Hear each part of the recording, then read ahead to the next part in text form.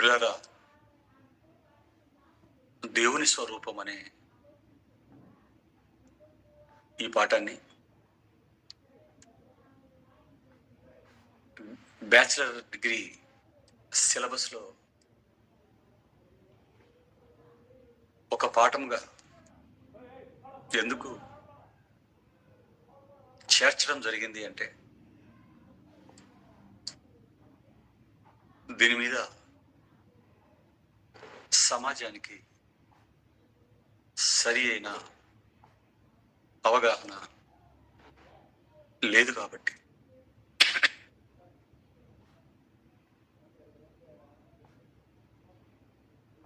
Bible విద్యార్థులముగా లేదా క్రైస్తవ బిడ్డలముగా మనం అన్నిటి మీద ఒక వాక్యానుసారమైన అవగాహన కలిగి ఉండాలి కనుక బ్యాచిలర్ డిగ్రీలో ఈ పాఠాన్ని ప్రవేశపెట్టడం జరిగింది.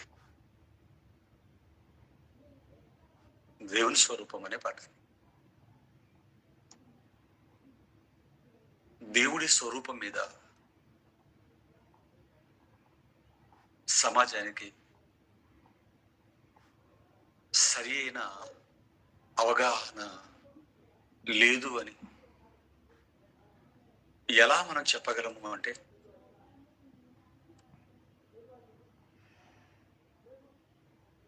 దేవుడు అనగానే లేదా దేవుని స్వరూపం అనగానే ఈ సమాజం దేవునికి ఎటువంటి స్వరూపాలను ఇచ్చింది అంటే, ఎటువంటి స్వరూపం ఇచ్చింది అంటే,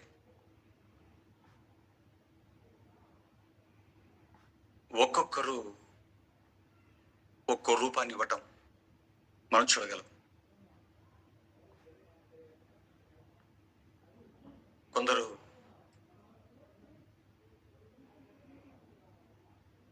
ఆవు రూపాన్ని ఇస్తే లేదా దూడ రూపాన్ని ఇస్తే,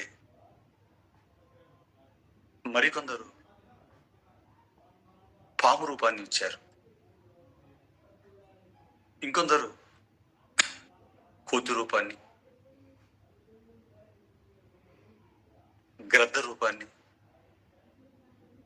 ఏనుగు రూపాలను, చివరికి పంది రూపాన్ని కూడా దేవుడికి ఇవ్వటం ఈ సమాజంలో మనం చూడగలం.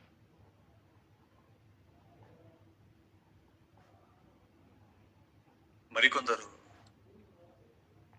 మనిషి రూపాన్ని ఇవ్వటం,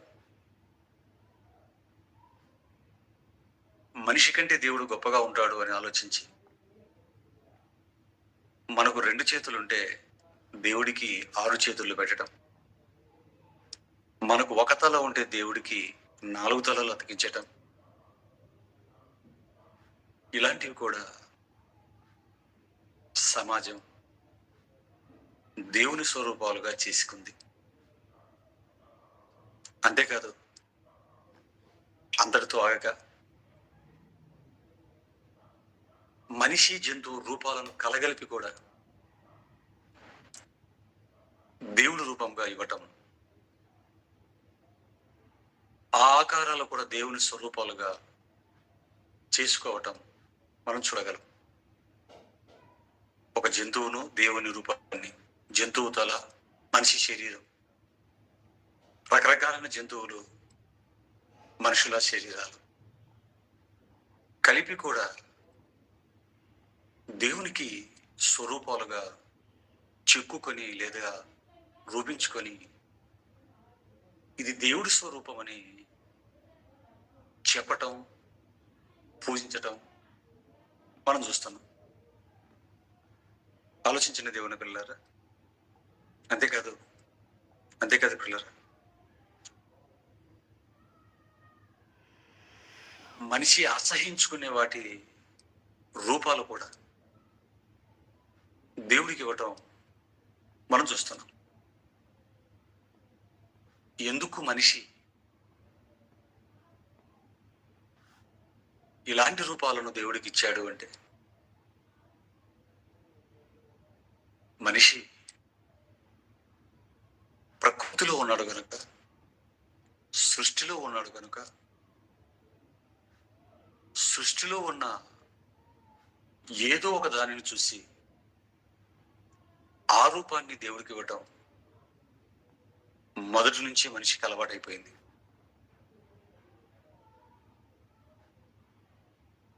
దేవుడి స్వరూపం ఈ ప్రకృతిలో ఉండదు అని, దేవుని స్వరూపం ఈ ప్రకృతిలో ఉండదన్న నగ్న సత్యం మనిషికి అర్థం కాలేదు పిల్లరా. ఈ సృష్టిని అందుకే ఈ సృష్టినే దేవుడుగా పూజించేవారు కూడా లెక్కకు మించి ఉన్నారు. చెట్టు ఒక దేవుడని, కొండ ఒక దేవుడని, రాయి ఒక దేవుడని, నీళ్ళు ఒక దేవుడని, సముద్రం ఒక దేవుడని, సూర్యుడు ఒక దేవుడని, చంద్రుడు ఒక దేవుడని, నక్షత్రాలు కూడా దేవుళ్ళు అని, గ్రహాలను సహితం ఇలా సృష్టిని మనిషి దేవుడుగా పూజించటం మనం చూడగలం. వాస్తవానికి సృష్టి దేవుడు కాదు, సృష్టిని చేసిన వాడు దేవుడు. సృష్టిలో ఉన్నది ఏది, ఈ ప్రకృతిలో ఉన్నది ఏది దేవుడు కాదండి. Nature is not God. ఎందుకంటే చాలా మంది స్లోగన్స్ గా రోడ్ల పక్కన అక్కడ రాస్తున్నారు దేశవ్యాప్తంగా, nature is God, nature is God అని. Nature is not God, creator is God. చెయ్యబడింది దేవుడు కాదు, చేసిన వాడు దేవుడు అవుతాడు. ఎందుకు మనిషి ఈ ఆకారాలను దేవుడికి ఇచ్చారు అంటే, దేవుడి స్వరూపం ఇలా ఉంటుంది అని ఏ పుస్తకంలో లేదండి. ఏ మత గ్రంథాలలో కూడా దీని గురించిన సరైన వివరణ లేదు, ఒక్క బైబిల్లో తప్ప. మనుషులు రాసుకున్న గ్రంథాలు గనుక వాడికి తెలిసిన ఆకారాలే దేవుడికి ఇవ్వటం ప్రారంభించాడు. ఆలోచించండి దేవుని బిడ్డలారా. అలాగే క్రైస్తవులు కూడా ఈ విషయంలో చాలా మంది పొరబడ్డారు.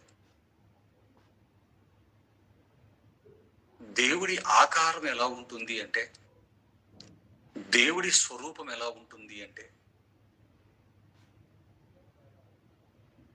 మనిషిని ఆయన స్వరూపంలో చేశాడు కనుక,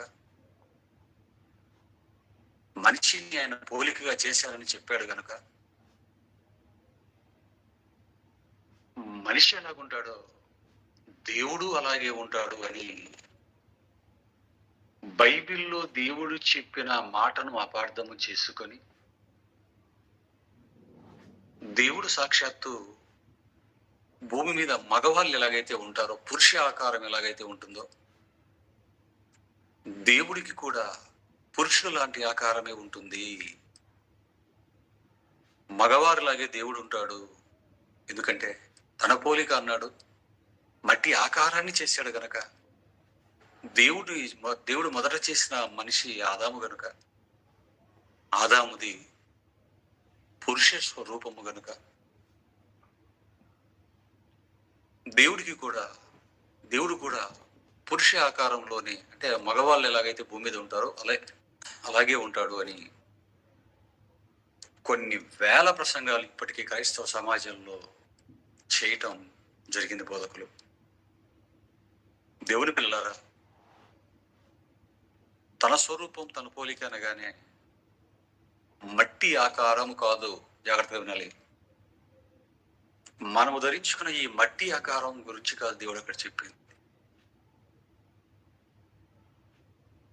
మట్టి ఆకారంలోకి ఊదాడే, దాని గురించి మాట్లాడాడు.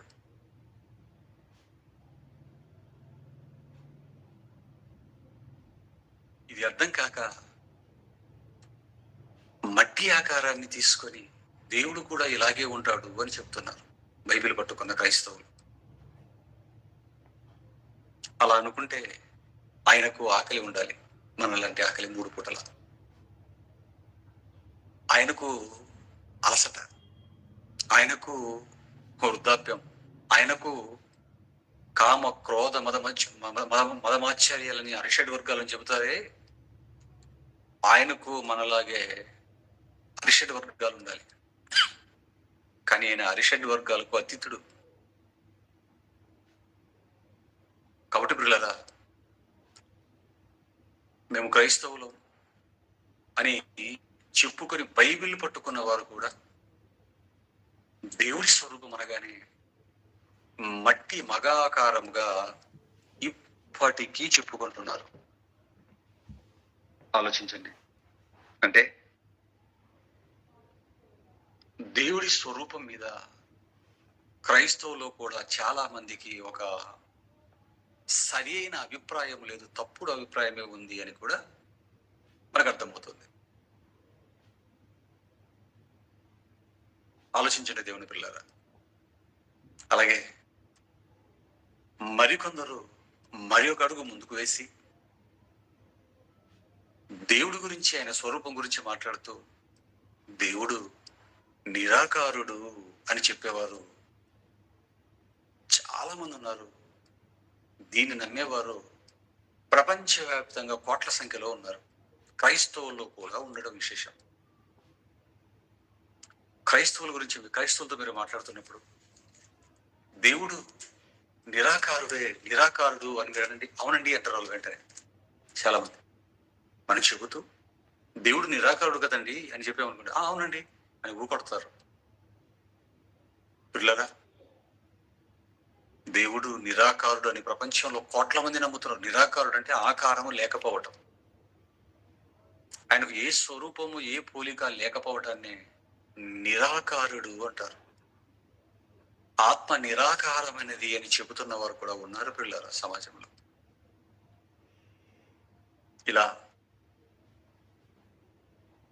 ఎందుకు సమాజం మాట్లాడుకుంటుంది, చెప్పుకుంటుంది, నమ్ముకుంటుంది అంటే దేవుడి స్వరూపాన్ని గురించినటువంటి సరి అయిన అవగాహన లేకపోవటం వలన అని మనకు అర్థమవుతుంది. ఇక మనం అలాగా ముందుకు ఆలోచించగలిగితే పిల్లరా, బైబిల్ని మనం చదువుతున్నప్పుడు దేవునికి స్వరూపం ఉంది అని, ఆయనకు ఒక పోలిక, ఒక ఆకారం ఉంది అని కూడా మనకు అర్థమవుతుంది. మనుషులు ఇలా లెక్కకు మించి దేవుడికి స్వరూపాలను ఇస్తూ జంతు, పక్షి, మనిషి, చెట్టు, గ్రహాలు, ఇలా సృష్టిలో సృజింపబడినటువంటి వాటి ఆకారాలను ఇస్తూ కొలవటం మనం చూస్తున్నాం. ఎందుకు ఇలా చేస్తున్నాడు మనిషి, ఎందుకు ఇలా మాట్లాడుతున్నాడు, ఎందుకు ఇలా చెప్పుకుంటున్నాడు అంటే పిల్లరా, దేవుడి స్వరూపం ఏంటో మనిషికి సరిగా తెలియకపోవటం. ఇటువంటి పరిస్థితుల్లో అండి ఒక ఆయన దేవుని స్వరూపం గురించి రాశాడండి, చెప్పాడండి. ఒక ఆయన దేవుడి జ్ఞానము కలిగి అర్థం చేసుకున్న వ్యక్తి గారండి దేవుడి స్వరూపం ఎంతుంటుందో చెప్పాడండి. ఇంతకు దేవుడి స్వరూపం ఎంతుంటుంది అని మనం చూడగలిగితే, జాగ్రత్తగా చూస్తే క్రీస్తు పూర్వమే ఆయన మాట్లాడడం మనం చూడగలం. క్రీస్తు పూర్వం 900 సంవత్సరాల కిందటే ఒక మంచి అవగాహనకు వచ్చి, దైవజ్ఞానం కలిగిన వ్యక్తిగా ఒక మంచి అవగాహనకు వచ్చి దేవుడి స్వరూపం గురించి చెప్పాడు, వ్రాశాడు. ఇంతకు దేవుడి స్వరూపం గురించి ఆ మహానుభావుడు ఏం చెప్పాడు ఒక ఆయన అంటే, ఆయన ఆకాశ మహాకాశాలు పట్టజాలనంత గొప్ప ఆకారము తండ్రి నీది అన్నాడు. ఏవో పట్టలేనంత, ఆకాశ మహాకాశాలు పట్టలేనంత. ఆకాశం నీ సింహాసనం, భూమి నీ పాదపీఠం అని రాస్తాడు బైబిల్లో. ఎవరండి ఆయన, ఎక్కడ చెప్పాడండి అని అంటారా? రాజులు మొదటి గ్రంథం 8వ అధ్యాయంలో 27వ వచనాన్ని జాగ్రత్తగా మీరు చూడగలిగితే, సొలొమోను అనేటువంటి ఒక మహాజ్ఞాని దేవుడి గురించినటువంటి ఒక మంచి ఆలోచనకు వచ్చి పలుకుతున్నటువంటి మాట. రాజుల మొదటి గ్రంథం 8వ అధ్యాయం 27వ వచనంలో మీరు చూడగలిగితే, సొలొమోను అనే మహాజ్ఞాని ఏమంటున్నాడు చూడండి. దేవుడికి ప్రార్థిస్తూ, నిశ్చయముగా దేవుడు ఈ లోకమందు నివాసము చేయడు, ఆకాశ మహాకాశములు సహితము నిన్ను పట్టజాలవు, నేను కట్టించిన ఈ మందిరము ఎలాగూ పట్టును అన్నాడు. ప్రపంచములో దేవుడి పేరట దేవుడికి మొట్టమొదటగా బంగారు టెంపుల్ కట్టినవాడు, కట్టిన తర్వాత ప్రార్థిస్తున్నాడండి. ప్రపంచంలో ఎవ్వడూ పెట్టనంత డబ్బులు పెట్టి కట్టాడండి మొట్టమొదటిగా దేవుడికి. ఆయన మాట్లాడుతూ ప్రార్థిస్తూ అంటున్నాడు, ఆయన ఆకాశ మహాకాశాలు నిన్ను పట్టజాలవు అంటున్నాడు చూడండి దేవుని పిల్లారా. ఆకాశ మహాకాశాలు పట్టజాలవు అన్నాడంటే, అలాగే అపోస్తుల కార్యాలు 7వ అధ్యాయం 47, 48, 49 ఇలాగా ఈ వచనాలను కూడా మనం చదువుతున్నప్పుడు, 52వ వచనం కూడా మనం చదువుతున్నప్పుడు అక్కడ అంటాడు, ఆకాశము నా సింహాసనము, భూమి నా పాదపీఠము అంటాడు దేవుడు. అంటే ఆకాశం ఎంత ఉంటుందండి? నిజంగా అంత ఆకాశం మీద కూర్చుంటే అది ఆయన సింహాసనం అయితే, పాదం ఎక్కడ పెట్టుకుంటాడట? పాదాలు కదా నీ పాదం, భూమి నా పాదపీఠం అన్నాడంటే పిల్లదా, ఒక్క పాదమే భూమి పడితే ఇంకా రెండో పాదం ఎక్కడ పెట్టుకోవాలి? ఆలోచించండి. అంటే దీన్ని బట్టి మనం ఆలోచిస్తే ఆయన ఆకారం, ఆయన స్వరూపం, విశ్వరూపం అన్న సంగతి మనకు అర్థమవుతుంది. దేవుని స్వరూపం విశ్వరూపం అంతే కదా. ఆకాశ మహాకాశాలు పట్టజాలువు అంటున్నాడంటే, ఆకాశము నా సింహాసనం, భూమి నా పాదపీఠం అంటున్నాడంటే, ఆయన ఆకారం, ఆయన స్వరూపం, దేవుని యొక్క స్వరూపం విశ్వరూపం అన్న సంగతి మనకి ఇక్కడ అర్థమవుతుంది పిల్లల. చాలా మంది అంటుంటారు, నా విశ్వరూపాన్ని చూపిస్తా నీకు అంటుంటారు. అనటమే తప్ప ఎవ్వడు ఇంతవరకు చూపించలేదు కానీ, చూపించలేడు కానీ. ఎందుకంటే నా విశ్వరూపం అంటే నీకు తెలియదు అంటుంటాడు అని తప్పుడు పనులు చేస్తాడు. చంపడము, కొట్టడము, ముంచటము, అలా విశ్వరూపం పిల్లదా. అసలు మనిషి తనను తాను చూసుకోలేడు. మనం ఆత్మలు కదండి, మన ఆత్మను మనం చూసుకోగలుగుతామా? చూసుకోలేమండి. కానీ మళ్ళా నా విశ్వరూపం చూపిస్తాను అంటుంటాడు. మనిషి చూపించలేడు కానీ దేవుడి స్వరూపం మాత్రం విశ్వరూపం పిల్లదా. దేవుడి స్వరూపం విశ్వరూపం. అందుకే అలాగే దేవుడికి ఒక ఆకారం, ఒక స్వరూపం అంటూ ఉందా లేదా అని మనం ఆలోచిస్తానండి. దానికి ఎంత మహానుభావుడు, ఎంత విశ్వరూపుడైన దేవుడు, ఎంత విశ్వరూపం కలిగినటువంటి ఆకాశ మహాకాశాలు పట్టజాలనంత గొప్ప దేవుడు నిజంగా ఉన్నా కదా. ఆలోచించండి. అసలు మన ఊహకు అందనంత వాడు, ఊహలకు అందనవాడు అండి. ఆకాశ మహాకాశాలు నేను పట్టజాలవు తండ్రి అంటే ఆకాశం ఎంతుంది మీరు ఆలోచించండి. అనంతం అంటాడు. ఈ విశ్వం అనంతం, ఆకాశం అనంతం అంటాడు. అనంతమైన ఆకాశ మహాకాశాలే పట్టజాలనంత గొప్పవాడైనటువంటి విశ్వరూపం కలిగినటువంటి దేవుడండి. అంత గొప్ప దేవుడండి. ఆయన ఏమనుకున్నాడు అంటే, ఒంటరిగా ఉంటున్నప్పుడు నాకు పిల్లలు కావాలి అనుకున్నాడండి. నాకు పిల్లలు కావాలి, నేను పిల్లల్ని కంటాలి, పిల్లల్ని కనాలి అనుకున్నాడండి. అది కాండం 1వ అధ్యాయం 26వ వచనాన్ని చూడండి. ఆది కాండం 1వ అధ్యాయం 26వ వచనం. దేవుడు మన స్వరూపమందు మన పోలిక చొప్పున నరులను చేయుదము. 27 కూడా మీరు రాగలిగితే, దేవుడు తన స్వరూపమందు నరుని సృజించెను, దేవుని స్వరూపమందు వాని సృజించెను. చూసారా ఏమంటాడు 26? మన స్వరూపము, దేవుడు మన స్వరూపమందు మన పోలిక చొప్పున నరులను చేయుదము అన్నాడండి. అంత మహాస్వరూపం కలిగినటువంటి దేవుడు పిల్లలు కావాలి అనుకున్నాడు. వారిని ఎలా కనాలి అనుకున్నాడంటే తన పోలిక చొప్పున తన స్వరూపమందు నరులను చేయుదము అన్నాడు. చూడండి, మన స్వరూపం మన పోలిక, లేదా మన పోలిక మన స్వరూపం అంటున్నాడు. అంటే తనలాంటి స్వరూపం, తనలాంటివి పోలిక కలిగిన వారు ఎవరో తన దగ్గర ఉన్నారు అని మనకు అర్థమవుతుంది. వారితో మాట్లాడుతూ, వారితో చెబుతూ అంటున్నాడు, మన పోలిక చొప్పున మన స్వరూపమందు అని.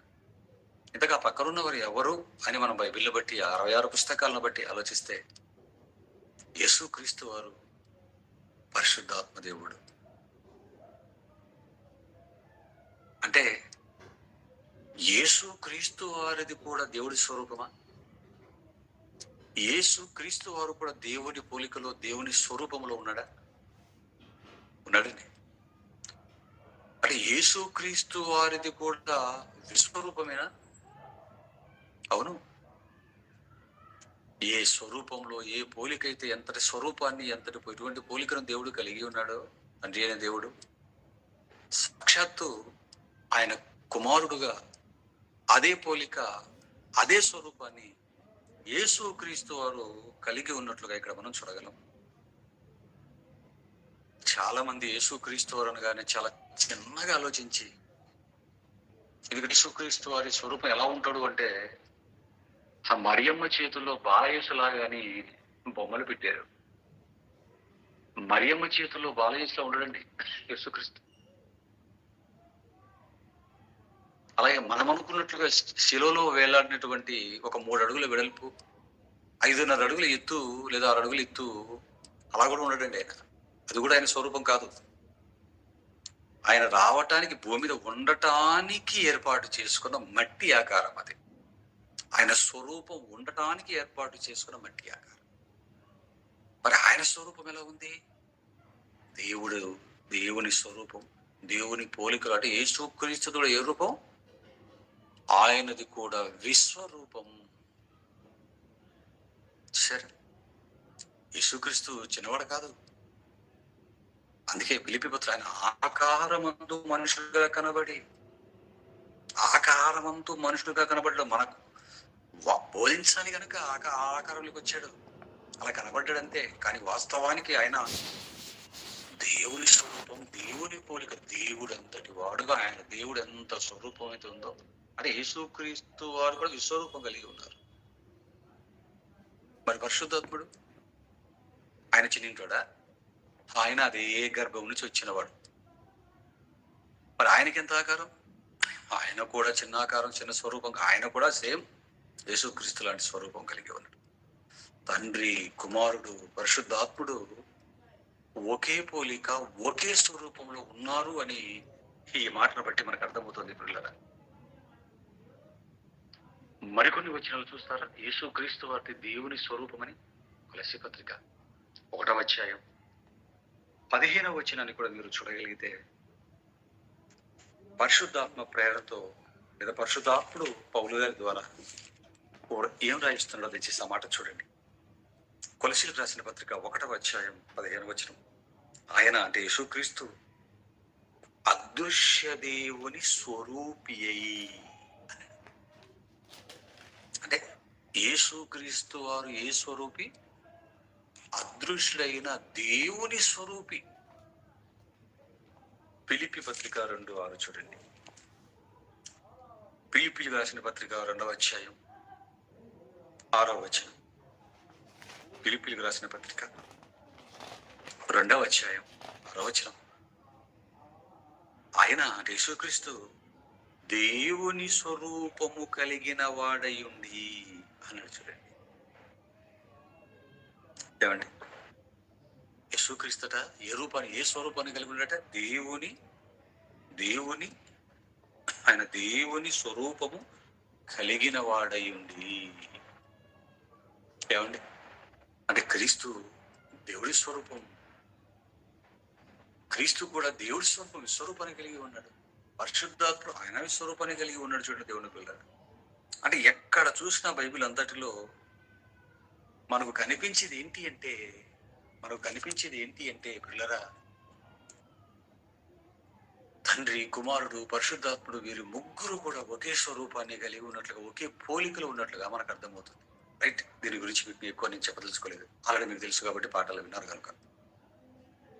మరి ఆదికాండం 1:26లో దేవుడు అక్కడ ఏమాట్లాడుతున్నాడు? దేవుడు మన పోలిక, మన స్వరూపమందు మన పోలిక చొప్పున అన్నాడు కదండి. అంటే మన పోలిక, మన స్వరూపం. మనం ముగ్గురు ఎలాగైతే ఏ పోలికలు అయితే ఉన్నామో, ఏ స్వరూపంలో అయితే మనం ఉన్నామో, ఇదిగో మనుషులను కూడా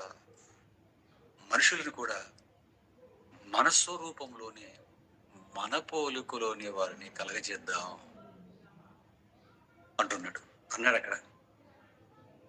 అంటే ఇప్పుడు దేవుడు మనిషికి కూడా ఏ స్వరూపాన్ని ఇచ్చాడు, ఏ పోలికనిచ్చాడు? తాను ఎలాగైతే ఉన్నాడో, తను ఏ పోలికలైతే ఉన్నాడో, ఏ స్వరూపంలో అయితే తను ఉన్నాడో, అదే పోలిక, అదే స్వరూపాన్ని ఎవరికిచ్చాడు? ఆదాముకి ఇచ్చాడు. ఆదాము ద్వారా ప్రపంచంలో ఉన్న మనుషులమైన మన అందరికీ కూడా ఇచ్చాడు. అంటే మనము కూడా ఎవరి పోలిక, ఎవరి స్వరూపం? దేవుడి పోలిక, దేవుడి స్వరూపం. దేవుడిది ఏ పోలిక, ఏ స్వరూపం? ఆయన విశ్వరూపం. యేసుక్రీస్తుది విశ్వరూపం, పరిశుద్ధాత్మది విశ్వరూపం. మరి మనది విశ్వరూపమే. ఆలోచించండి పిల్లరా, మనమేం తక్కువలం కాదు, మనమేం చిన్నింటోళ్ళం కాదు. మనం కూడా సాక్షాత్తు యేసుక్రీస్తు పరిశుద్ధాత్ముడు దేవుని గర్భం నుంచి ఎలాగైతే వచ్చారో, మనము కూడా అదే గర్భం నుంచి వచ్చాం. అక్షయ బీజం నుండి వచ్చామంటాడు యోహాన్ గారు సువార్త రాస్తూ 1:12 చదివితే. దేవుడిలో నుంచి మనం వచ్చాం పిల్లల. మట్టి ఆకారం కాదు. మట్టి ఆకారం దేవుడి స్వరూపం మట్టి ఆకారంలో ప్రవేశపెట్టాడు. మట్టి ఆకారంలోకి ప్రవేశపెట్టాడంతే.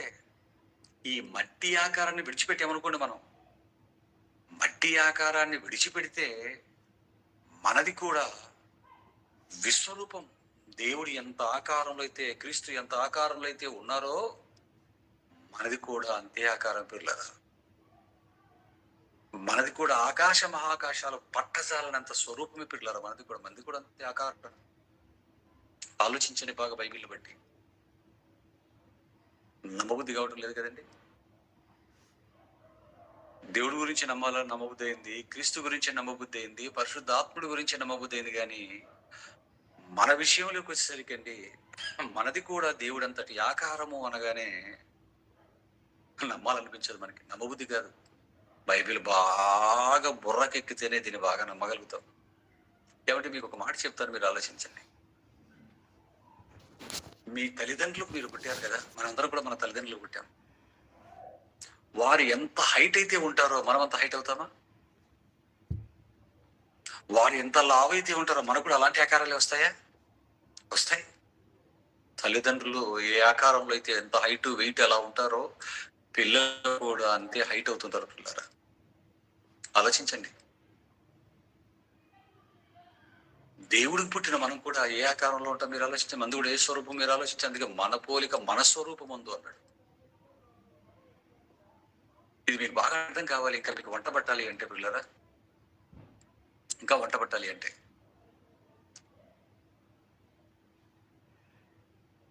చింత చెట్టు ఉంది, లేదా మర్రి చింత చెట్టు, మర్రి చెట్టు పెద్దవి కదండి, పెద్ద వృక్షాలు కదా. ఈ చింత చెట్టు మహావృక్షం గురించి మీరు ఆలోచించగలిగితే చెట్టు ఎంత ఉంటుంది, మహావృక్షం అది. చింత పిక్క, చింత విత్తనం ఎంత ఉంటుందండి, అంత ఉంటుంది. మర్రి విత్తనం అయితే ఇంకా చిన్నది ఉంటుంది. విత్తనం, మర్రి విత్తనం ఇంతే ఉంటుంది, చింత విత్తనం ఇంతే ఉంటుంది. దాన్ని భూమిలో విత్తారనుకోండి, భూమిలో చచ్చిపోగానే చచ్చిన తర్వాత ఏమవుతుంది, అందులో నుంచి ఒక మహా ఆకారం మొదట మొలక వస్తుంది. ఆ తర్వాత అది అలాగే ఉంచితే మొక్క అవుతుంది, అలాగే ఉంచితే మాన అవుతుంది, అలాగే ఉంచే మహావృక్షం అవుతుంది. అంటే ఇంత మహావృక్షం ఎక్కడ ఉండింది ఇంతవరకు? ఎంత చిన్న గింజలు ఉండిందా? ఇంత చిన్న పిక్కలో అంత చింత చెట్టు ఉందా? ఉంది. ఎప్పుడు బయటకు వస్తున్నది? అది చచ్చిన తర్వాత నెమ్మదిగా బయటకు వచ్చి ఇంత ఆకారాన్ని సంతరించుకుంది. ఇది మీకు అర్థమైతే మనము కూడా చింత మహావృక్షం, చింత పిక్కలు ఎలాగైతే నిక్షిప్తం చేయబడి ఉందో, మనము కూడా ఒక 3 అడుగుల వెడల్పు, 5.5 అడుగుల ఎత్తు కలిగినటువంటి చిన్ని మట్టి ఆకారంలో దేవుడు చింత పిక్కలో చింత వృక్షాన్ని, మర్రి పిక్కలో మర్రి విత్తనంలో మర్రి వృక్షాన్ని పెట్టిన దేవుడు ఈ చిన్ని మట్టి గూటిలో, ఈ శరీరం అనే మట్టి గూటిలో విశ్వాకారంలో ఉన్నటువంటి గొప్ప ఆకారం, దేవుడు అంత ఆకారంలో మనల్ని నిక్షిప్తం చేసి పెట్టాడు పిల్లలారా. ఇది ఎప్పుడు తెలుస్తుంది అంటే మనం కూడా విత్తనం చచ్చిన తర్వాత మహావృక్షం ఎలాగైతే బయటకు వస్తుందో, మనము కూడా మరణించిన తర్వాత మన అసలు రూపం అనేది బయటకు వస్తుంది. ఇప్పుడు ఇది సరిగ్గా అర్థం కాదు పిల్లలారా. ఒక్కసారిగా కళ్ళు మూసారు, చచ్చారు అంటే చచ్చిన మరుక్షణమే మనకు అర్థమైపోతుంది మనది అసలైన ఆకారం మట్టి ఆకారము కాదని. కొద్ది రోజులు భూమి మీద, ఒక 60-70 సంవత్సరాల భూమి మీద ఉండటానికి మాత్రమే ఈ మట్టి ఆకారంలో ఎన్ని సంవత్సరాలు ఉన్నాయని, మనది దేవుడి పోలిక, దేవుని స్వరూపం అన్న సంగతి మరణించిన వెంటనే మనకు అర్థమైపోతుంది పిల్లలారా. ఆలోచించండి. ఇలా బైబిల్ని పెట్టి మనం జాగ్రత్తగా ఆలోచించగలిగితే పిల్లలారా, ఇంకా మనం లోతుల్లోకి వెళ్ళగలిగితే, దేవుడు ఏమన్నాడు అక్కడ? మన స్వరూపమందు మన పోలిక చొప్పున నరులను చేయదము అన్నాడు కదండి. రైట్ పిల్లరా, ఇక మరొక్కడుగు జాగ్రత్తగా మనం లేఖనాల వెలుగులో ముందుకు వేయగలిగితే, మరొక్కడుగు మనం లేఖనాల వెలుగులో ముందుకు వేయగలిగితే పిల్లరా, స్వరూపం అనగానే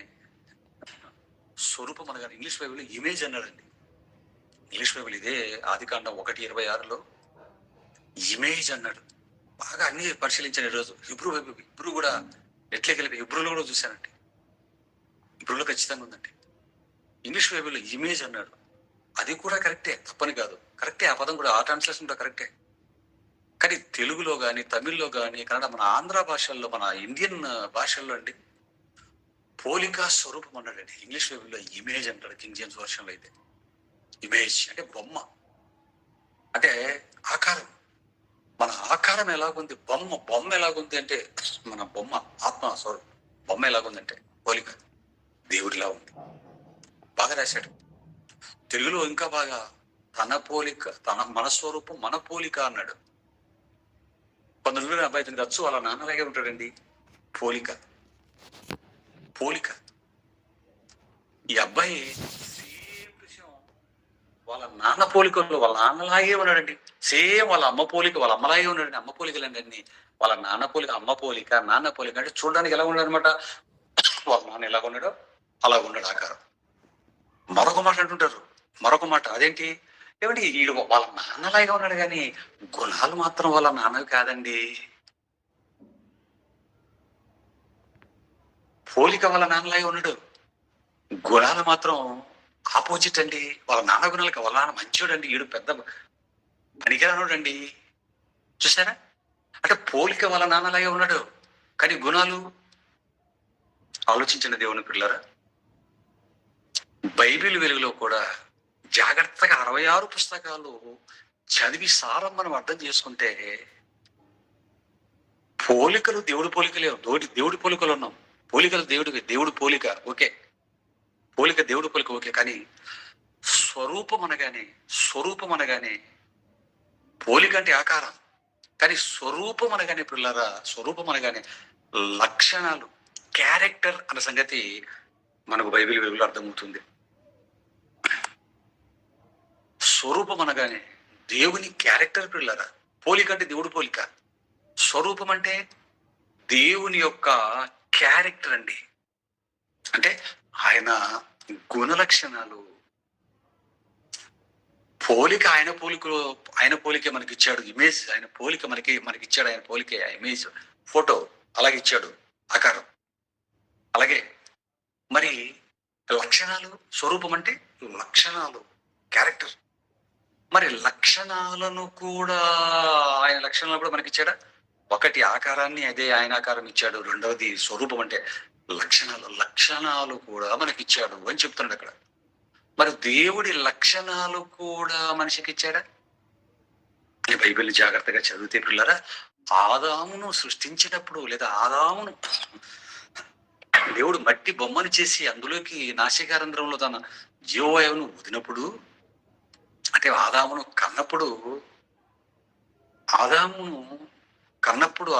సృష్టించినప్పుడు పిల్లరా,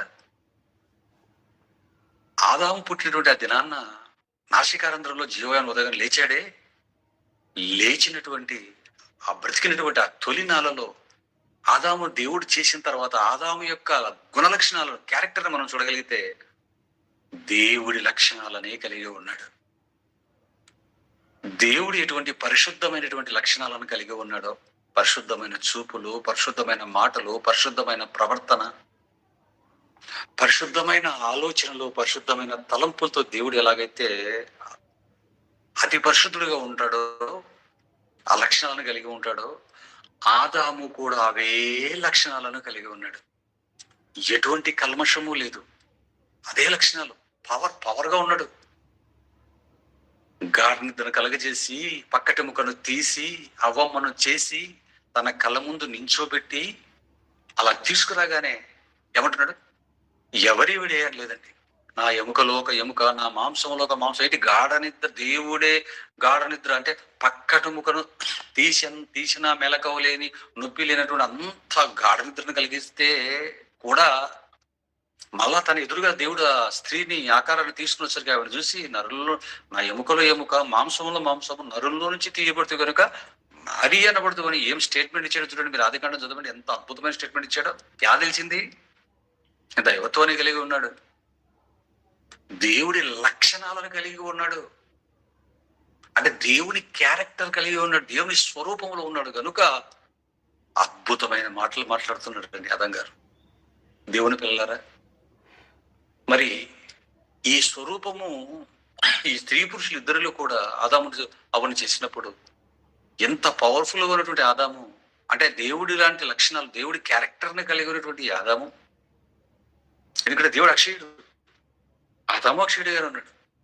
చూసారా ఎంత జ్ఞానంతో నిండుకొని ఉన్నాడో, మాట్లాడుతున్న ప్రతి మాట ఎంత అద్భుతంగా ఉన్నారండి వారు. మరి దేవుడి స్వరూపం, పోలిక అంటే దేవుడి ఇమేజ్, దేవుని ఆకారంలో ఉన్నాడు. మరి పోలిక క్యారెక్టర్, స్వరూపం అంటే క్యారెక్టర్. స్వరూపాన్ని అలాగే ఉంచుకున్నాడా, పోగొట్టుకున్నాడు అంటే? పోగొట్టుకున్నారండి వీరు. ఎప్పుడు పోగొట్టుకున్నారు అంటే దేవుడి ఆజ్ఞను అతిక్రమించిన తర్వాత. ఈ చెట్టు ఫలాలు తినవద్దు అంటే తినరు చూసారా, వద్దన్నది తినరు చూసారా, తిన్న వెంటనే దేవుడి స్వరూపం పోయిందండి వారికి. దేవుడి స్వరూపం అంటే క్యారెక్టర్, లక్షణాలు పోయాయి. దేవుడి స్వరూపం పోయింది ఓకే, మరి ఎవరి స్వరూపం వచ్చింది వీరిలోకి? దేవుడి స్వరూపం పోయి ఎవరి స్వరూపం వీరిలోకి వచ్చింది అంటే దేవుడి స్వరూపం కాకుండా మరొకడికి కూడా ఒక స్వరూపం ఉంది. వాడే దయ్యం. దయ్యపు స్వరూపం వచ్చిందండి వీరికి. దేవుడి స్వరూపాన్ని పోగొట్టుకున్నారు, ఆజ్ఞను అతిక్రమించి దయ్యపు స్వరూపాన్ని సంతరించుకున్నారు. ఎలా చెప్పగలం? వీరి కలయికలో పుట్టిన మొట్టమొదటి కుమారుడే అలా చంపి పడేశాడండి తన తమ్ముణ్ణి. నరహత్యను జరిగించాడు. దేవుడు మాట్లాడుతున్నప్పుడు తిరగబడి మాట్లాడుతున్నాడు. ఈ తమ్ముడు ఎక్కడంటే, నా తమ్ముడికి నేను కాపలావాడనా? తల్లిదండ్రులు ఏదైతే వద్దన్నది చేసి తిరగబడి దేవుడి స్వరూపాన్ని పోగొట్టుకుని దయ్యపు స్వరూపం తెచ్చుకున్నారో, ఇతను కూడానండి ఆ స్వరూపాల నుంచి వచ్చినటువంటి వాడు కనుక దయ్యపు స్వరూపంలో కనపడతారు మనకు. మనుషులు కయ్యను ఆ తర్వాత మనుషులందరూ మనం జాగ్రత్తగా ఆలోచిస్తే దేవుడి స్వరూపాన్ని పోగొట్టుకున్నటువంటి మనుషులు దయ్యపు స్వరూపాలు తెచ్చుకున్నట్లుగా మనకు అర్థమవుతుంది. వారి చేష్టలు, వారి ప్రవర్తన, వారు బ్రతుకుతున్న తీరు, ఇవన్నీ మనం చూస్తున్నప్పుడు పిల్లరా భయంకరంగా మనకు కనబడుతుంది. భయంకరమైన పాపాలు మనకు కనబడుతుంటాయి. అంటే ఈ ఎవరిది లక్షణం అంటే దయ్యపు లక్షణం పిల్లరా. ఈ చంపటం, దొంగతనాలు చేయటం, తిరగబడటం, హెచ్చించుకోవటం, ఎవరి లక్షణాలు, పాప లక్షణాలన్నీ కూడా నరహత్యలు చేయటం. అసలు నరహంతకుడు ఎవడు మొదట అంటే వాడేనండి. అందుకే యేసుక్రీస్తు వారు దీని గురించి మాట్లాడుతూ భూమి మీదకి వచ్చిన తర్వాత మీరు యోహాను సువార్త 8వ అధ్యాయంలో 44లో ఒక మాట్లాడు చూడండి. యోహాను సువార్త 8వ అధ్యాయం. క్యారెక్టర్ పోయిందండి ఆదామవ్వలకి. పోయి ఏ క్యారెక్టర్ వచ్చిందో చూడండి. 8వ అధ్యాయం 44వ వచనం. యోహాను సువార్త 8వ అధ్యాయం 44వ వచనాన్ని మీరు చూడగలిగితే, యేసుక్రీస్తు యూదులతో మాట్లాడుతూ, దయ్యపు ఆలోచనలు కలిగిన యూదులతో మాట్లాడుతూ, మీరు మీ తండ్రి యగు అపవాది సంబంధులు, మీ తండ్రి దురాశలు నెరవేర్చగోరుచున్నారు. అదుండి వాడు ఎవరంటే నరహంతకుడై ఉండి సత్యమందు నిలిచిన వాడు కాడు, వాని యందు సత్యమే లేదు. వాడు అబద్ధమాడునప్పుడు తన స్వభావమును అనుసరించే మాట్లాడును. చూసారండి, వాడి స్వభావం అంటే వాడి క్యారెక్టర్ ఏంటి, వాడి స్వరూపం ఏంటి అంటే అబద్ధాలు ఆడటం, దురాశలు, నరహత్యలు. వాడు ఆది నుంచి నరహంతకుడై ఉండి అన్నాడు చూడండి. సత్యం లేదు వాడిలో. నరహంతకుడు అంటే నరహంతుడు నరులను చంపేవాడు. కయ్యను చంపుతున్నాడు సాటి మనిషిని అంటే ఏమిటి? ఇది ఎవరి లక్షణం? ఇది దయ్యపు లక్షణం. అంటే మనుషుల్లోకి ఏమొచ్చేసింది? ఆజ్ఞను అతిక్రమించగానే దయ్యపు స్వరూపం వచ్చేసిందండి. దయ్యపు స్వరూపం వచ్చేసింది పిల్లల మనుషుల్లోకి. దేవుడి స్వరూపాన్ని పోగొట్టుకున్నాం, ఆ దయ్యపు స్వరూపాన్ని తెచ్చుకున్నాం. దేవుడి క్యారెక్టర్ను పోగొట్టుకున్నాం, దయ్యపు క్యారెక్టర్ని తెచ్చుకున్నాం. ఒక్క కయ్యను మాత్రమే కాదు పిల్లలు, పుట్టుకు వచ్చిన మన ప్రవర్తనలు కూడా మీరు చూడండి. మారక మునుపు ప్రవర్తన సరే, మారిన తర్వాత కూడా వచ్చే ప్రవర్తనలు చూడండి పిల్లలు ఎలాగుంటాయో. ఎందుకు మన ప్రవర్తన ఇలా ఉంటాయంటే దేవుడి స్వరూపాన్ని పోగొట్టుకుని దయ్యపు స్వరూపాలు తెచ్చుకున్నాం కనుక. మరి పోగొట్టుకున్నటువంటి ఆ దేవుని స్వరూపాన్ని, దేవుడి లక్షణాలని తెచ్చుకునే అవకాశం ఏమీ లేదా? వింటున్న మీరు మరి ఎలాగండి? దేవుడి స్వరూపం పోయింది, పోగొట్టుకున్నాం, మనుషులంగా దైవ స్వరూపాలను తెచ్చుకున్నాం. మరి దేవుని స్వరూపం ఎలా తెచ్చుకోవాలి? తెచ్చుకునే అవకాశం లేదా? పండు తెంపడం ద్వారా, ఆజ్ఞను అతిక్రమించడం ద్వారా దేవుడి స్వరూపాన్ని పోగొట్టుకున్నాం కదా. మరి దయ్య స్వరూపాన్ని తెచ్చుకున్నాం. మరి దయ్యపు స్వరూపాన్ని పోగొట్టుకుని దేవుడి స్వరూపాన్ని మరలా తెచ్చుకోవాలి అంటే, మరలా దాన్ని సొంతం చేసుకోవాలి అంటే ఎలా చేసుకోవాలండి? ఎలా వస్తుందండి దేవుడి స్వరూపం అని ఒకవేళ మీరు ఈ పాట వింటున్న మీరు మీ మనసులో ఆలోచనలు తెచ్చుకుంటే పిల్లరా, ఏమీ లేదండి. ఆజ్ఞను అతిక్రమించడం ద్వారా దేవుడి స్వరూపం ఎలాగైతే పోయిందో, దేవుడు ఇచ్చిన ఆజ్ఞలను అనుసరించటం ద్వారా దేవుడి స్వరూపం మరలా మనలోకి వస్తుందండి.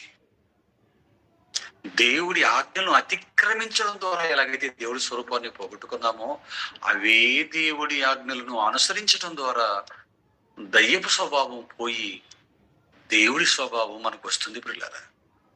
అందుకే దేవుడు తన స్వరూపం మనలో రావటానికి ఏం చేశాడు అంటే, తన పరిశుద్ధమైనటువంటి తన స్వరూపాన్ని ఇచ్చే వాక్యాన్ని ఇస్తూ వచ్చాడు. ప్రవక్తల ద్వారా తన వాక్యాన్ని ఇస్తూ వచ్చాడు పిల్లారా. తన వాక్యాన్ని ఇస్తూ వచ్చాడు మనుషులకి. ఇక యేసు క్రీస్తు వారు వచ్చిన తర్వాత ప్రాక్టికల్ గా చేసి చూపించాలి అనుకున్నాడు. దేవుడి స్వరూపం ఎలా ఉంటుందో యేసు క్రీస్తు అనే ఆయన ద్వారా ప్రపంచానికి ప్రాక్టికల్ గా చేసి చూపించాడు దేవుడి స్వరూపం ఎలా ఉంటుందో. యేసు క్రీస్తు వారి జీవితాన్ని మనం చూడగలిగినప్పుడు ఆయన జీవితం ఇదిగో దైవత్వాన్ని కలిగి ఉంటుంది. ఆయన ప్రవర్తన మొత్తం దేవుని గుణలక్షణాలను మనకు తెలియజేస్తుంది పిల్లరా. ఇదంతా కూడా ఇప్పుడు మీరు విన్నదంతా కూడా మనసులో పెట్టుకొని ఎలాగండి సంపాదించుకోవాలని ఒకవేళ మీరు అనుకుంటే, ఆజ్ఞను అతిక్రమించడం ద్వారా ఎలా దయ్య స్వరూపాన్ని తెచ్చుకుని దేవుడి స్వరూపాన్ని పోగొట్టుకున్నారు, ఇంతకు దేవుడి స్వరూపం ఎలా వస్తుంది మనకు అని ఆలోచిస్తే, ఒకటి వాక్యాన్ని ఇచ్చాడు, రెండో క్రీస్తును మన కళ్ళ ముందు పెట్టాడు. ఆయనను ఎలా బ్రతకాలో ఆయన చూస్తే మనకు అర్థమైపోతుంది. ఆయన మరణించి తిరిగి లేచి వెళ్ళిపోయాడు పిల్లరా. అందుకే ఇదంతటిని తెలియచేయటానికి, ఎందుకంటే దేవుడి స్వరూపం అంటే ఆయన క్యారెక్టరు అని, ఆయన గుణలక్షణాలు అని మనకు అర్థమవటానికి ఒక అద్భుతమైనటువంటి మాటను దేవుడు బైబిల్లో రాయించాడు పిల్లరా. అందుకే ఏంటిది అని మనం జాగ్రత్త చూడగలిగితే, ఆయన స్వరూపం గురించి మాట్లాడుతూ గలతీయులకు రాసిన పత్రిక 4వ అధ్యాయం 19వ వచనం చూడండి. పరిశుద్ధ ప్రేమ నుంచి పౌలు గారికి అద్భుతమైన మాటలు రాయించాడు చూడండి.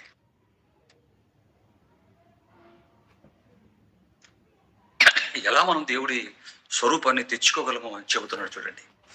గలతీయులకు రాసిన పత్రిక, జాగ్రత్తగా రాసుకోండి నేను రెఫరెన్స్ ని. గలతీయులకు రాసిన పత్రిక 4వ అధ్యాయం 19వ వచనం. గలతీ పత్రిక 4:19. జాగ్రత్తగా వినాలి పాఠాన్ని. మీరు ఏదో అన్యమనస్కంగా ఎక్కడో మనసు పెట్టుకుని ఏదో పని చేసుకుంటూ టీవీ దగ్గరనో లేకపోతే రేడియో దగ్గరనో వార్తలు వింటున్నట్లుగా అన్యమనస్కంగా మీరు వినకండి పిల్లలారా. 4:19. నా పిల్లలారా, క్రీస్తు స్వరూపము మీ యందు ఏర్పడు వరకు మీ విషయమై మరలా నాకు ప్రసవ వేదన కలుగుచున్నది అన్నారు చూడండి. ఏమండి, జాగ్రత్తగా ఈ మాటను మీరు ఆలోచించగలిగితేనండి, అసలు పౌలు గారు ఏం చెబుతున్నారో మనం జాగ్రత్తగా ఆలోచించగలిగితేనండి, మా పిల్లలారా, క్రీస్తు స్వరూపము మీ యందు ఏర్పడి వరకు నాకు మరలా ప్రసవ వేదన కలుగుచున్నది అన్నాడు. అంటే ఈ వచనాన్ని జాగ్రత్తగా తీక్షణంగా మనం ఆలోచించగలిగితే, వీరి గురించి పౌలు గారు ఒకసారి ప్రసవ వేదన పడ్డాడు అని,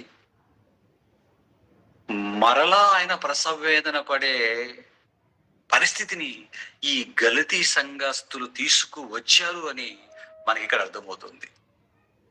పౌలు గారు వీరి గురించి ప్రసవ వేదన పడటం ద్వారా వీరికి దేవుని స్వరూపం వచ్చింది అని కూడా ఇక్కడ మనకు అర్థమవుతుంది చూడండి.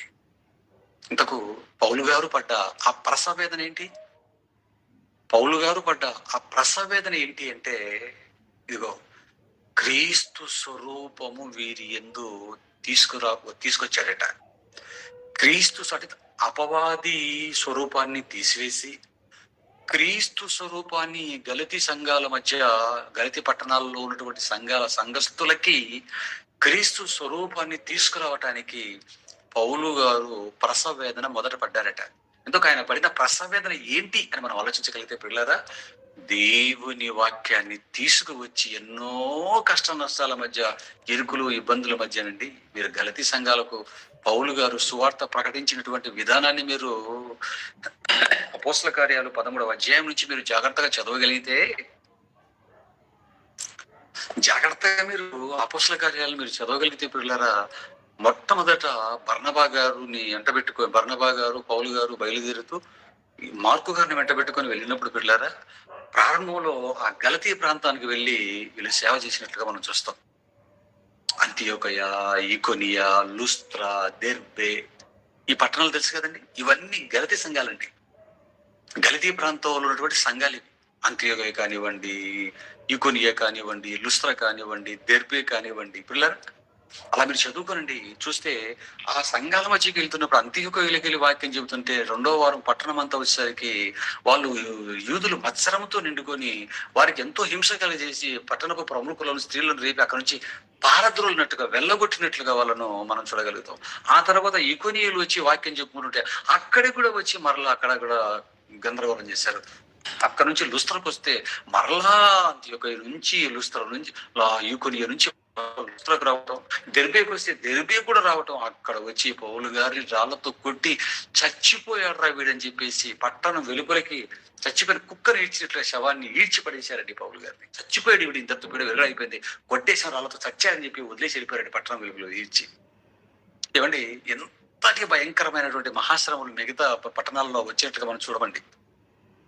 గలతీ సంఘంలో పౌలు గారికి వచ్చేటువంటి భయంకరమైనటువంటి హింసలు మరెక్కడ రాలేదండి. భారీ హింసలు వచ్చాయండి. రాళ్లతో కొట్టి చచ్చిపోయారు, ఈడ్చి వెళ్ళిపోయారండి. మీరు ఆలోచించండి, తరుముకొని వచ్చారండి యూదులు. పని బాటలు లేక అల్లరిగా తిరుగుతున్న వారిని జులాయి ఎంట తీసుకొని వచ్చి ఆ జులాయిలతో పౌలు గారిని రాళ్లతో కొట్టి చచ్చిపోయారు అనుకొని ఈడ్చేశారంటే పిల్లలు మీరు ఆలోచించండి. అంత నిండు వేదనతో కన్నీటితో సేవ చేసిన ప్రాంతమే గలతీ ప్రాంతం. ఎన్ని కష్టాల మధ్య దేవుని పిల్లరా, మనకు ఏ కష్టాలు లేవు కదండి. అంటే మనకు ఇప్పుడు మీరు వెళ్ళి వాక్యం చక్కగా నేర్చుకుని వెళ్ళి ఒక సంఘంలోకి వెళ్ళి వాక్యం చెప్పారనుకోండి, వద్దంటారా? ఒక సెమినార్ పెట్టారనుకోండి, వద్దంటారా? ఒక మీటింగ్ అరేంజ్ చేశారనుకోండి, వద్దంటారా? చెప్పండి పిల్లరా. ఏ ఆంక్షలు లేవు మనకు, హ్యాపీగా చేసుకోవచ్చు దేవుడి పని. మీరు వాక్యం చెప్తే వింటారు ఎవరైనా? ఏమండి, కానీ మనం ఇప్పుడు సేవ చేస్తున్నటువంటి కాలం లాంటి కాలం కాదండి ఆ కాలం. అన్ని జనులు అండి. ఇప్పుడు ఎక్కడ చూసినా యేసుక్రీస్తు అంటే తెలుసు అండి, బైబిల్ అంటే తెలుసు, క్రీస్తు అంటే తెలుసు. పల్లెలు మొదలుకొని పట్టణాల వరకు ఎక్కడ చూసిన క్రిస్టియన్స్ ఉంటారు, ఆదరిస్తారు, వెల్కమ్ చెప్తారు, తీసుకెళ్తారు. వాళ్ళు వినకపోతే మాకు చెప్పండి అని చెప్తారు, మనకి కాస్త అన్నం పెడతారు, మంచి చెడ్డలు చూసుకుంటారు. ఏమండి, ఆ కాలంలో పౌలు గారు వెళ్ళినటువంటి ప్రాంతాలు, ఆ పట్టణాలన్నీ కూడా క్రీస్తు తెలియని అన్యజనులు ఉన్నటువంటి ప్రాంతాలండి. ఇప్పుడు అక్కడ ఉన్న యూదులు ఏమైనా సహకరిస్తున్నారంటే వారే మొత్తం గందరగోళం చేసేస్తున్నారండి. వాళ్ళే రాళ్ళతో కూడా చంపారు అన్యజనులు అందరి ముందు బట్టి ఈడ్చి పడేశారు. ఆలోచించండి పిల్లరా, అంత కష్టం అండి. వాక్యం చెబుతున్నాం అండి, అన్ని సవ్యంగా ఉన్నప్పుడు వాక్యం చెప్పడానికే ఇబ్బంది పడుతున్నాం మనమైతే. సత్యం బైబిల్ వచ్చిన తర్వాత కూడా సత్యం చెప్పలేక నోటుకు వాగే పరిస్థితులు ఈ రోజు ఉన్నటువంటి పరిస్థితులు అయితే, ఆ రోజు అన్యజనుల మధ్యకు వెళ్ళి ప్రాణాలు అరచేతుల్లో పట్టుకొని సత్యాన్ని చెప్పి ఒప్పించి సంఘాలు స్థాపించి సంఘాలు స్థిరపరిచి పత్రికలు సైతం పంపించి లక్షల సంఖ్యలో అన్యజనుల నుంచి పౌలు గారు పిల్లలు మీరు ఆలోచించండి. గలతీ సంఘం కోసం పౌలు గారు పడిన ప్రసవేదన పిల్లలు మొదటిసారి వెళ్ళినప్పుడు మొదటి ప్రయాణంలో రాళ్ళతో కొట్టేశారండి. వాళ్ళు మొదటి ప్రయాణంలో కొట్టేశారండి రాళ్ళతో. ఆ మొదటి ప్రయాణం గలతీ ప్రాంతం చేశాడు. గలతీ ప్రాంతాల్లోని రాళ్ళతో కొట్టి చచ్చిపోయాడు అనుకుని ఈడ్చి పడేశారండి. నెమ్మది లేకుండా చేశారు అంత ముందంతా. తర్వాత కొట్టి చచ్చిపోయాడు అనేసి ఈడ్చి పడేసి వెళ్ళిపోయారు పిల్లరా. పౌలు గారు గలతీ ప్రాంతంలో ఉన్న పట్టణాలలో ఉన్న సంఘాలను ఏర్పాటు చేయడానికి ఆ క్రైస్తవులుగా వారిని తీర్చిదిద్దడానికి పడినటువంటి ప్రసవేదన చిన్నది కాదు పిల్లరా. ప్రసవేదనతో పోల్చాడు. ప్రసవేదన అంటే ఒక తల్లికి మరో జన్మ అంటాడు. కనేటప్పుడు ఆ నొప్పులు ప్రసవేదన వారికి తెలుస్తాయండి. మరలా బ్రతుకుతారు, పునర్జన్మ అంటుంటారు. స్త్రీకి గర్భం ప్రసవం పునర్జన్మ అంటుంటారు. అంటే బ్రతుకుతుందో లేదో గ్యారెంటీ లేని పరిస్థితులు. పౌలు గారు కూడా బ్రతుకుతాడు లేదో గ్యారెంటీ లేని అంత వేదనతో వెళ్ళి వాక్యం చెప్పారంటే పౌలు ఒక వ్యక్తిని క్రీస్తు స్వరూపంలోకి తీసుకురావడానికి ఎంత కష్టం మీరు ఆలోచించండి. అందుకన్నాడు, మీ విషయం మరలా ప్రసవేదన అంటే మొదటిసారి ప్రసవేదన ఎలా అనుభవించాడు? ప్రసవేదన అనుభవించడం అంటే దయ్యపు స్వరూపాలలో విగ్రహారాధికులుగా దయ్యపు స్వరూపాలు పాపంలో కొట్టిమిట్టాడుతూ ఉన్నటువంటి వారికి వెళ్ళి వాక్యము చెప్పి క్రీస్తు గురించి ప్రకటించి వారి మనస్సులను మార్చి బాప్తిసం ఇచ్చి సత్యవాక్యం నేర్పి సత్యవాక్యంలో నిలబెట్టడం. ఇదే క్రీస్తు స్వరూపం. దయ్యపు స్వరూపాన్ని తీసివేసి క్రీస్తు స్వరూపాన్ని వారిలో ప్రతిష్ఠించడం అంటాడు. ఆలోచించండి. అంటే ఒక వ్యక్తికి వాక్యం చెప్పాలి నమ్మేటట్టుగా, వాడు వాక్యం వినాలి, మనసు మార్చుకోవాలి, బాప్తిస్వానికి రావాలి, బాప్తిస్వం ఇవ్వాలి. బాప్తిస్వం తీసుకున్న పని అయిపోయిందా? అసలైన పని అంతా బాప్తిస్వం తర్వాత స్టార్ట్ అవుతుంది, వాక్యాన్ని నేర్పే ప్రక్రియ. సత్యాన్ని నేర్పే ప్రక్రియ పిల్లరా. బాప్తిజము తీసుకున్న సత్యవాక్యం లేదనుకోండి, అది దయ్య స్వరూపమే. క్రైస్తవులమైన తర్వాత సత్యవాక్యం లేకపోతే అది కూడా దయ్య స్వరూపమే. దేవుని పిల్లరా, ఆలోచించండి. ఇప్పుడు ఎంత ప్రసవేదన పడ్డారో పౌలు గారు, మీరు ఆలోచించండి. వారి దగ్గరికి వెళ్ళి వాక్యం చెప్పి మార్చి బాప్తిజాలు ఇచ్చి కూర్చోబెట్టి వాక్యాన్ని నేర్పించి, ఏమండి, అంతగా నించోబెట్టి అలాగా గలితీ ప్రాంతాలు వదిలేసి అలా మ్యాసిడోనియా ప్రాంతాలకు అలా వెళ్ళాడండి. అలా వెళ్ళేసరికండి మరలా పౌలు గారు వారి గురించి వింటున్న సమాచారం ఏంటంటే, ఆ మ్యాసిడోనియా ఆసియా ప్రాంతంలో ఉంటున్నప్పుడు వీరి మధ్యకి ఎవరో వచ్చారటండి, యూదుల్లోంటి క్రైస్తవులైన వారు వచ్చి మరలా వారి మనస్సులను చెరిచి వాక్యంలో సత్యంలో ఉంటున్న వీరిని తోవ తప్పించేశారండి. మరలా ధర్మశాస్త్రం మనము పాటించాలి, క్రీస్తు నమ్మినా కూడా. క్రీస్తు సున్నత చేసుకున్నాడు, అపోస్తులు సున్నత చేసుకున్నారు, మేము కూడా సున్నత చేసుకున్న తర్వాత క్రీస్తుని ప్రకటించాం, మీరు కూడా సున్నతి చేసుకోండి అని చెప్పి వాళ్ళకి అందరికి సున్నతి స్టార్ట్ చేశారటండి. ధర్మశాస్త్రాన్ని కూడా మనం పాటించాలి, మోషే రాసిన ఆ ధర్మ ఆజ్ఞలు విడిచిపెట్టడానికి లేదని చెప్పి మరలా ధర్మశాస్త్రాన్ని వాళ్ళ మీద రుద్దారండి.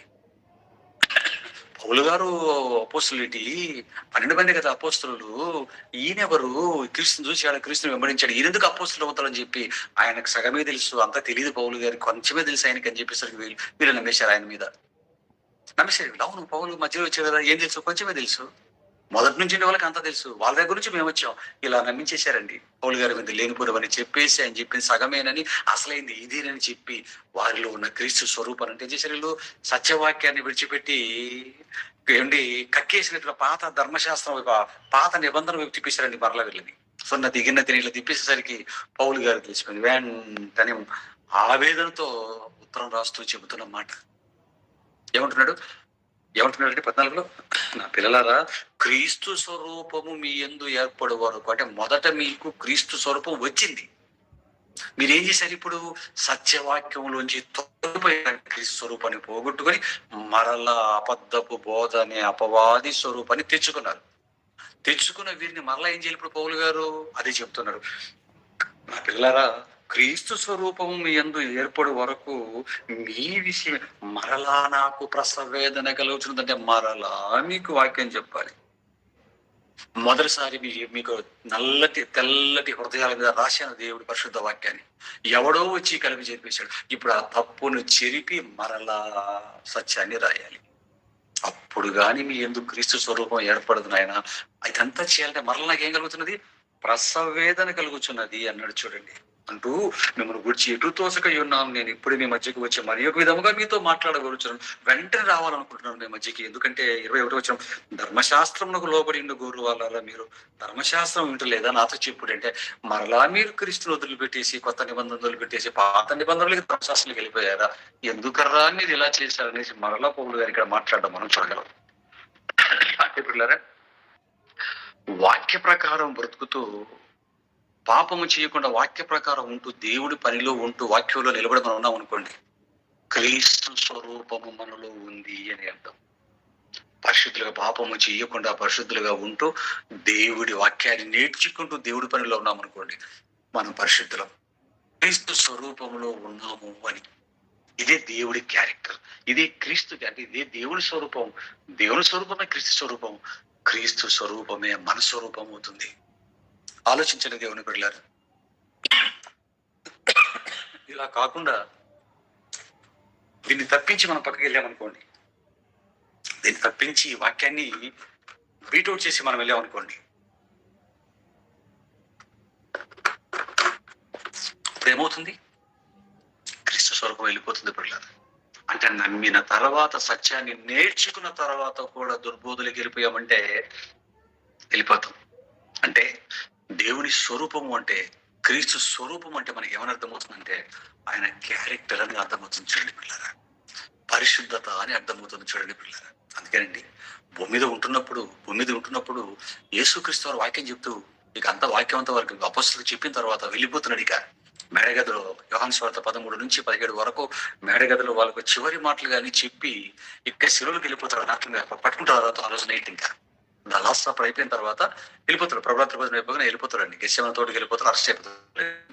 ఏమండి, అప్పుడు చెప్తున్నప్పుడు యేసుక్రీస్తు వారు మాట్లాడుతుంటే ఫిలిప్పు గారు ఏమడిగారో ఒక మంచి మాట చూడండి. యోహాను సువార్త 14వ అధ్యాయంలో ఫిలిప్పు గారండి యేసుక్రీస్తు చెప్తుంటే తండ్రిని మాకు చూపించి అడుగుతాడండి.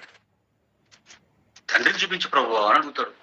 అప్పుడు యేసుక్రీస్తు వారు ఏం చెప్పాడు చూడండి. అపోస్తల కార్యాలు 14వ అధ్యాయం, క్షమించండి, యోహాను సువార్త 14వ అధ్యాయం అండి, 7, 8, 9 వచనాలు చూడండి. అపోస్తల కార్యాలు 14వ అధ్యాయం 7వ వచనం చూడండి. ఇప్పటి నుండి మీరు ఆయనను ఎరుగుదురు, మీరు నన్ను చూడండి 7, మీరు నన్ను ఎరిగి ఉంటే. అపోస్తల కార్యాలు క్షమించండి, యోహాను సువార్త 14:7 అండి. యోహాను సువార్త 14:7 చదువుతున్నాను చూడండి. మీరు నన్ను ఎరిగి ఉంటే నా తండ్రిని ఎరిగి ఉందురు, ఇప్పటి నుండి మీరు ఆయనను ఎరుగుదురు, ఆయనను చూచి ఉన్నారని చెప్పాను. ఎప్పుడు చూశారండి వీళ్ళు? అపోస్తలులు తండ్రిని చూశారా? ఏమండి, అపోస్తలులు తండ్రిని చూశారండి. తండ్రి యొక్క స్వరూపాన్ని చూశారు వీరు. కానీ ఈయనేమంటున్నాడు, మీరు తండ్రిని ఇప్పటి నుంచి చూసేశారయ్యా అంటున్నాడు అండి. అలా వింటున్నారు వీళ్ళు, కన్ఫ్యూజ్ అయిపోతున్నారు. మేమెప్పుడు తండ్రిని చూసాము నాయన. ఈయనేమో మీరు తండ్రిని చూచి ఉన్నారనే పాస్ట్ టెన్స్ లో చెప్తున్నాడు, మేము చూసినట్టుగా చెప్తున్నాడు. మేము ఇప్పుడు చూసాము అనుకుంటున్నారు. చూడండి మాట మళ్ళీ చదువుతాను. మీరు నన్ను ఎరిగి ఉంటే, అంటే యేసుక్రీస్తు నన్ను మీరు ఎరిగి ఉంటే నా తండ్రిని ఎరిగి ఉందురు. ఏమండి, ఇప్పటి నుండి మీరు ఆయనను ఎరుగుదురు, ఆయనను చూచి ఉన్నారని చెప్పాను. చెప్పగానే ఈయన కనిపించి చెప్పారు అపోస్తలులు. మొత్తానికి ఫిలిప్పు గారు బాగా కనిపించి చెప్పినట్టున్నారు. మేము తండ్రిని చూసాం, చూచి ఉన్నారంటున్నాడు. మేము ఎప్పుడు చూసామని వెంటనే ఆయన ఏమన్నాడు అండి.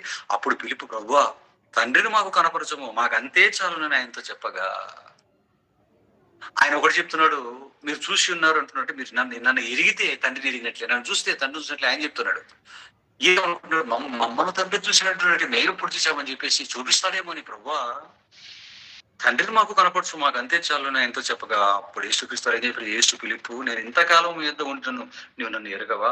నన్ను చూచిన వాడు తండ్రిని చూచి ఉన్నాడు కనుక తండ్రిని మాకు కనపరచమని ఎలా చెప్తున్నావు నువ్వు, ఎలా చెప్పుచున్నావు అని అడిగాడు. మీరు తండ్రిని చూశారంటున్నాడు, మాకు తండ్రిని చూపించమని అని వాళ్ళు అడుగుతుంటే, ఎందుకు నన్ను మీరు అడుగుతున్నారు? నన్ను చూసిన వాడు తండ్రిని చూసినట్టు కదా అంటున్నాడు. అంటే పిల్లరా, నన్ను చూసిన వాడు తండ్రిని చూసినట్లే అని యేసుక్రీస్తు వారు అంటున్నారు. అంటే ఇప్పుడు యేసుక్రీస్తు ఎలాగున్నాడు? ఒక 6 అడుగుల దేహం, 3 అడుగుల వెడల్పు, 6 అడుగులు ఎత్తు కలిగినటువంటి దేహం, మట్టి దేహంలో ఉన్నప్పటికీ మీరు నన్ను చూసి తండ్రిని చూసినట్టున్నారంటే, అంటే తండ్రి కూడా ఇలాగే గడ్డాలు, మీసాలు, 2 కళ్ళు, 2 చెవులు, 6 అడుగులు ఎత్తు, 3 అడుగులు వెడల్పు, ఇలా ఉంటాడు తండ్రి. ఎందుకంటే యేసుక్రీస్తు అదే ఆకారంలో ఉన్నప్పటికీ, యేసుక్రీస్తు మట్టి ఆకారంలో ఉన్నప్పుడు ఇంకా మరణానికి తిరిగి లేవటం జరగలేదు. మట్టి ఆకారంలో ఉన్నాడు, వాళ్ళలాగే ఉన్నాడు అక్కడ. నన్ను చూసినప్పుడు తండ్రి చూసినట్టు అంటున్నాడంటే, ఇక్కడ యేసుక్రీస్తు వారు పైన కనిపించే మట్టి ఆకారం గురించి మాట్లాడటం లేదు అని మనకు అర్థమవుతుంది. మరి దేని గురించి మాట్లాడుతున్నాడు? స్వభావం గురించి మాట్లాడుతున్నాడు, స్వరూపం గురించి మాట్లాడుతున్నాడు, లక్షణాలు, క్యారెక్టర్ గురించి మాట్లాడుతున్నాడు. అంటే నన్ను చూసిన వాడు తండ్రిని చూసినట్లే అని, ఎందుకు నన్ను ఎరిగి ఉంటే తండ్రిని ఎరిగి ఉన్నట్లే ఎందుకు అంటున్నాడంటే, ఇదిగో నేను ఎలా ఉంటానో తండ్రి అలాగే ఉంటాడు. నేను ఎలాగున్నాను, ఎవరికైనా పాపం ఏమైనా చేశానా? పుట్టినప్పటి నుంచి పరిశుద్ధత, అతి పరిశుద్ధంగా బ్రతికాడట యేసుక్రీస్తు. ఆయన మాటలు, ఆయన చూపుల్లో, ఆయన ప్రవర్తనలో, చేసే ప్రతి పనిలో పరిశుద్ధత, ఏది ఉంచుకోకపోవటం, అన్ని ఉచితంగా ఇచ్చేయటం, చివరికి తనకు తానే బలియాగం అయిపోవటం. పిల్లారా, ఆలోచించిన దేవుని పిల్లారా, ఇవన్నీ ఏంటి అంటే తండ్రి లక్షణాలు. ఇవ్వటమే తండ్రి లక్షణం. ఏది తీసుకోడు, ఇవ్వటం తప్ప ఏది తీసుకోకపోవటం, సమస్తాన్ని అర్పించేయటం. యేసుక్రీస్తులో ఏం కనపడుతుంది? అదే కనపడుతుంది పిల్లారా, అదే చెప్పాడు యేసుక్రీస్తు. అదే మాట్లాడుతున్నాడు ఇక్కడ. ఆకారం గురించి మాట్లాడటం లేదు. నన్ను చూసిన వాడు తండ్రి చూసినట్టంటే నేనే తండ్రి నేను మళ్ళీ మన వాళ్ళ పొరపు అపార్థం చేసినట్టుగా అది కూడా మాట్లాడట్లేదు ఇక్కడ. నేను తండ్రి ఇద్దరం ఒక్కడమే. లేకపోతే నన్ను చూసేది నాలాగే, 6 అడుగులు ఎత్తు, 3 అడుగులు వెడల్పు, గడ్డాలు, మీసాలు, కళ్ళు, దుత్తు, జిల్పాలు చుట్టూ ఇలాగే ఉంటది ఆయనకు కూడా అని దీని గురించి మాట్లాడటం లేదు. జాగ్రత్తగా మీరు ఆలోచించిన వాక్యాన్ని బాగా చదవండి, పరిశీలించండి.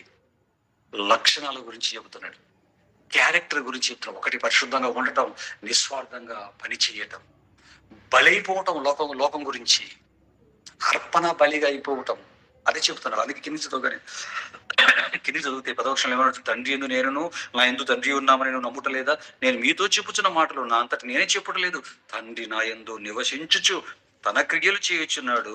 ఒకటి పరిశుద్ధత, రెండు తండ్రి ఎందు నేనును నా ఎందు తండ్రి ఉన్నామని నమ్ముడి, లేదా ఈ క్రియల నిమిత్తమైన నన్ను నమ్ముడి అని చెప్పి, నేను తండ్రి యొద్దకు వెలుచున్నాను కనుక నేను చేయు క్రియలు నా యందు విశ్వాసం ఉంచువాడును చేయును, వాటికంటే మరి గొప్ప వ్యతలు చేయను మీతో నిశ్చయంగా చెప్పుచున్నాను. ఒకటి పరిశుద్ధత, రెండు నిస్వార్థంగా పనిచేయటం. నా యందు విశ్వాసం ఉంచేవాడు కూడా ఏం చేస్తాడు అంటే, ఇదిగో నేను తండ్రి క్రియలు చేయటం వలన తండ్రి స్వరూపం నాలో నేను నిక్షిప్తం చేసుకున్నాను, తండ్రిని తండ్రి స్వరూపం. మీరు కూడా నాలాగే పరిశుద్ధతంగా ఉంటూ పరిశుద్ధతను కాపాడుకుంటూ పనిలో ఉన్నారనుకోండి, హర్నిశలో నిస్వార్థంగా ఏది కోరక. నేను ఎలాగైతే లోకంలో ఏది కోరలేదో, ప్రజల దగ్గర నుంచి సమస్తాన్ని ఉచితంగా చేసేసానో, పనిని, స్వార్థ ప్రకటనని, మీరు కూడా ఇదిగో పరిశుద్ధతను కాపాడుకుంటూ పరిశుద్ధంగా బ్రతుకుతూ పని చేయండి. దేవుడు మీకు ఇచ్చిన ఆయుష్యకాలం అంతా కూడా ఆ పరిశుద్ధతను కాపాడుకుంటూ దేవుడి వాక్యాన్ని నేర్చుకుని పని చేయటమే దేవుని స్వరూపం. దేవుని స్వరూపాన్ని కలిగి ఉండటం అని చెబుతున్నాడు. అందుకే 12వ వచనంలో ఏమన్నాడు? 12వ వచనంలో ఏమంటున్నాడు? నేను తండ్రి యొద్దకు వెలుచున్నాను కనుక నేను చేయు క్రియలు నా యందు విశ్వాసం ఉంచు వాడును చేయును, వాటికంటే మరి గొప్ప వ్యతలు చేయనని మీతో నిశ్చయంగా. అనగానే దీన్ని ఎలా తీసుకున్నారు మన వాళ్ళు అంటే, వాటికంటే నేను చేయు క్రియలు నా యందు విశ్వాసం ఉంచు వాడు చేయను, వాటికంటే మరి గొప్ప వెళ్ళేసరికి మన వాళ్ళు తీసుకున్నట్టు దీన్ని అద్భుత కార్యాలు, అద్భుత క్రియలను తీసుకున్నారు. అద్భుత క్రియలను చెప్పాడు అక్కడ. క్రియలు, అద్భుత క్రియల గురించి చెప్పాడు. బాగా చూడండి, బాగా చదవండి. నేను తండ్రి ఎదుకు వెలుచున్నాను కనుక నేను చేయు క్రియలునా, నేను చేయు అద్భుత క్రియల. కలుపుకోవటం మనకు అలవాటు. ఒకటి కలుపుకుంటాడు, రెండోది తీసేసుకుంటామండి మనం. అంతే తప్ప ఉన్నది ఉన్నట్లుగా కళ్ళు పెట్టి చదివి మనసుతో గ్రహించడం అనేది ఉండదండి మనిషికి. ఇక్కడ అద్భుత క్రియలు లేదు. నేను చేయు క్రియలు, ఏ ట్రాన్స్లేషన్ చూసుకోండి, ఇంగ్లీష్ చూసుకోండి, ఎప్పుడు చూసుకోండి, గ్రీకు చూసుకోండి. నేను చేయు క్రియలు అంటే నేను చేయు పనులు. ఆయన ఏం పని చేశాడు? ఉదయం లేచినప్పటి నుంచి సువార్త ప్రకటన. ఒకటి ప్రార్థనకి వెళ్ళిపోతున్నాడు, చీకటి ఉండగానే పెందలకడ లేచి అలా వచ్చేసి ప్రజలు రాగానే స్వార్థ ప్రకటిస్తున్నాడు. నైట్ మళ్ళీ పడుకున్నంత వరకు కలిసిపోయినంతగా అవి చెప్తున్నాడు. నేను చేయు క్రియలు నా యందు విశ్వాసం ఉంచు వాడును చేయను, వాటికంటే మరి గొప్పవి అతడు చేయనని మీతో నిశ్చయంగా చెప్పుతున్నట్టే. వాటికంటే గొప్ప అంటే యేసుక్రీస్తు కంటే పని మనం ఎక్కువ చేయొచ్చు. ఆయన ఎంత చేశాడు? 3.5 సంవత్సరాలు చేశాడు. ఎక్కడ చేశాడు? ఆ ఇజ్రాయేల్ దేశంలో ఉపలే చేశాడు. మనకెంత ఆయుష్ని ఇచ్చాడు? ఆయనకంటే ఎంతో ఆయుష్ని ఇచ్చాడు. పని ఎంత ఇచ్చాడు? సమస్త సృష్టికి వెళ్ళి సమస్త జనులకు స్వార్థ ప్రకటించమని చెప్పాడు. ఎంత పని చూశారా? ఆయన దేశంలో తిరిగాడు, ఇజ్రాయేల్ దేశంలో. మనం ప్రపంచం అంతా తిరగవచ్చు. ఆయన కొద్ది మందికి బోధించాడు, మనం కోట్ల మందికి బోధించవచ్చు. ఆయన 3.5 సంవత్సరాలు బోధించాడు, మనం 30 ఏళ్ళైనా బోధించవచ్చు, బ్రతికి ఉంటే, ఆయుష్ ఉంటే. చూసారా? వీటి గురించి చెప్తాడు ఇక్కడ. అంతేగాని నాకంటే ఎక్కువగా క్రియలు చేయాలంటే అద్భుత క్రియలు కాదు. ఆలోచించిన దేవుని పిల్లరా, చెత్త అంత వచ్చిందండి. క్రీస్తు స్వరూపాన్ని మనలోకి లేకుండా చేసి, ఉన్న క్రీస్తు స్వరూపాన్ని తీసివేసి వాడి స్వరూపాన్ని తెచ్చుకోవటానికి మామూలు క్రైస్తవుడు చెప్తే మనం కనుక, బోధకుల్లో దూరి గొప్ప గొప్ప బోధకుల్లో దూరి చెప్పాడంటే మనం నమ్ముతాం కనుక వాడు వేసిన ఎత్తు పిల్లలు ఇది. అందుకే చెప్తున్నాడు, క్రీస్తు స్వరూపం అంటే ఒకటి పరిశుద్ధంగా ఉండండి, 2 పని చేయండి నిస్వార్థంగా. ఇది చేశారా మీలో నా స్వరూపం ఉన్నట్లే. మీరు నా స్వరూపం అంటే తండ్రి స్వరూపం, అది తండ్రి స్వరూపం, నేను తండ్రి ఒకే స్వరూపం. మీరు కూడా ఇలా నాలా బ్రతికితే మీరు కూడా నా స్వరూపాన్ని కలిగి ఉంటారంటే తండ్రి స్వరూపంలో మీరు ఉంటారు అన్నాడు. ఇప్పుడు గలితీలు ఏం చేశారు మీరు ఆలోచించండి. గలితీలు ఏం చేశారు? మొదట బాగా ఉన్నారు. మొదట చక్కగా పౌలు గారు వారిని అలాగా పెంచేసరికి, కనేసరికి చక్కగా కొత్తగా పుట్టిన పిల్లలు అలా ఉన్నారు, అలా ఎదిగారండి. ఈయన ఇలా అక్కడే ఉండరు కదండి, అక్కడే ఉండరు కదా. మళ్ళంటి వారు కదా అపోస్తలులు. ఒక 1000 మంది సంఘం వచ్చారనుకోండి, 1000 మంది వచ్చారనుకోండి, 500 మంది వస్తేనే వాళ్ళు వదిలేసి వెళ్ళాడు అక్కడికి. మనడు 500 మంది వస్తేనే, ఒక 100 మంది వస్తేనే సంఘాన్ని వదిలిపెట్టాడు. సంఘం చుట్టూ తిరుగుతుంటాడు. ఒక 400 మంది 500 మంది ఉన్నాడు అనుకోండి, ఇంకా అన్నీ గిరగీసుకుని పడుకుంటాడు. అంతే, ఇంకా సంఘం చుట్టూ ఇలా గీత గీసుకుని అనే పడుకుంటాడు. ఇంకా అక్కడే చచ్చిపోతాడు. చచ్చేంత వరకు దాని చుట్టే ఉంటాడు. బయటికి వెళ్ళడు, స్వార్థ ప్రకటించడు, మీటింగులు పెట్టడు, సెమినార్లు పెట్టడు, కొత్త ఆత్మలు వాక్యం చెప్పాడు, ఏమి చెప్పడు. అపస్తులు అలా ఉన్నారా? మొదటి బాప్తిసంతో 3,000 మంది, రెండోసారి 5,000 మంది, ఆ తర్వాత సుమారు 20,000 పైచిలుకు సంఘం ఉంటే సంఘాన్ని విడిచిపెట్టేసి అపోస్తులు పేతురు గారు మొత్తం వెళ్ళిపోయి సంచారం చేస్తున్నాడు స్వార్థ ప్రకటించడానికి. మొదటోడండి, పెద్దవాడండి, అపోస్తులు అందరిలో కూడా బండండి ఆయన. 20,000 మంది పైచిలుకు సంఘం ఉంటే దాన్ని విడిచిపెట్టి యొప్పేలేకి మొత్తం తిరుగుతున్నాడటండి ఆయన. చివరికి రోజు అనిపోయాడండి పేతురు గారు. ఆలోచించిన దేవుని పిల్లరా, 20,000 మంది సంఘం ఉంటే విడిచిపెట్టి తిరుగుతాడండి బయటికి వెళ్ళిపోయి. దానం కట్టిన గాలిపటం మాత్రం సుయ్యి కిందికి పడుతుంటాడు.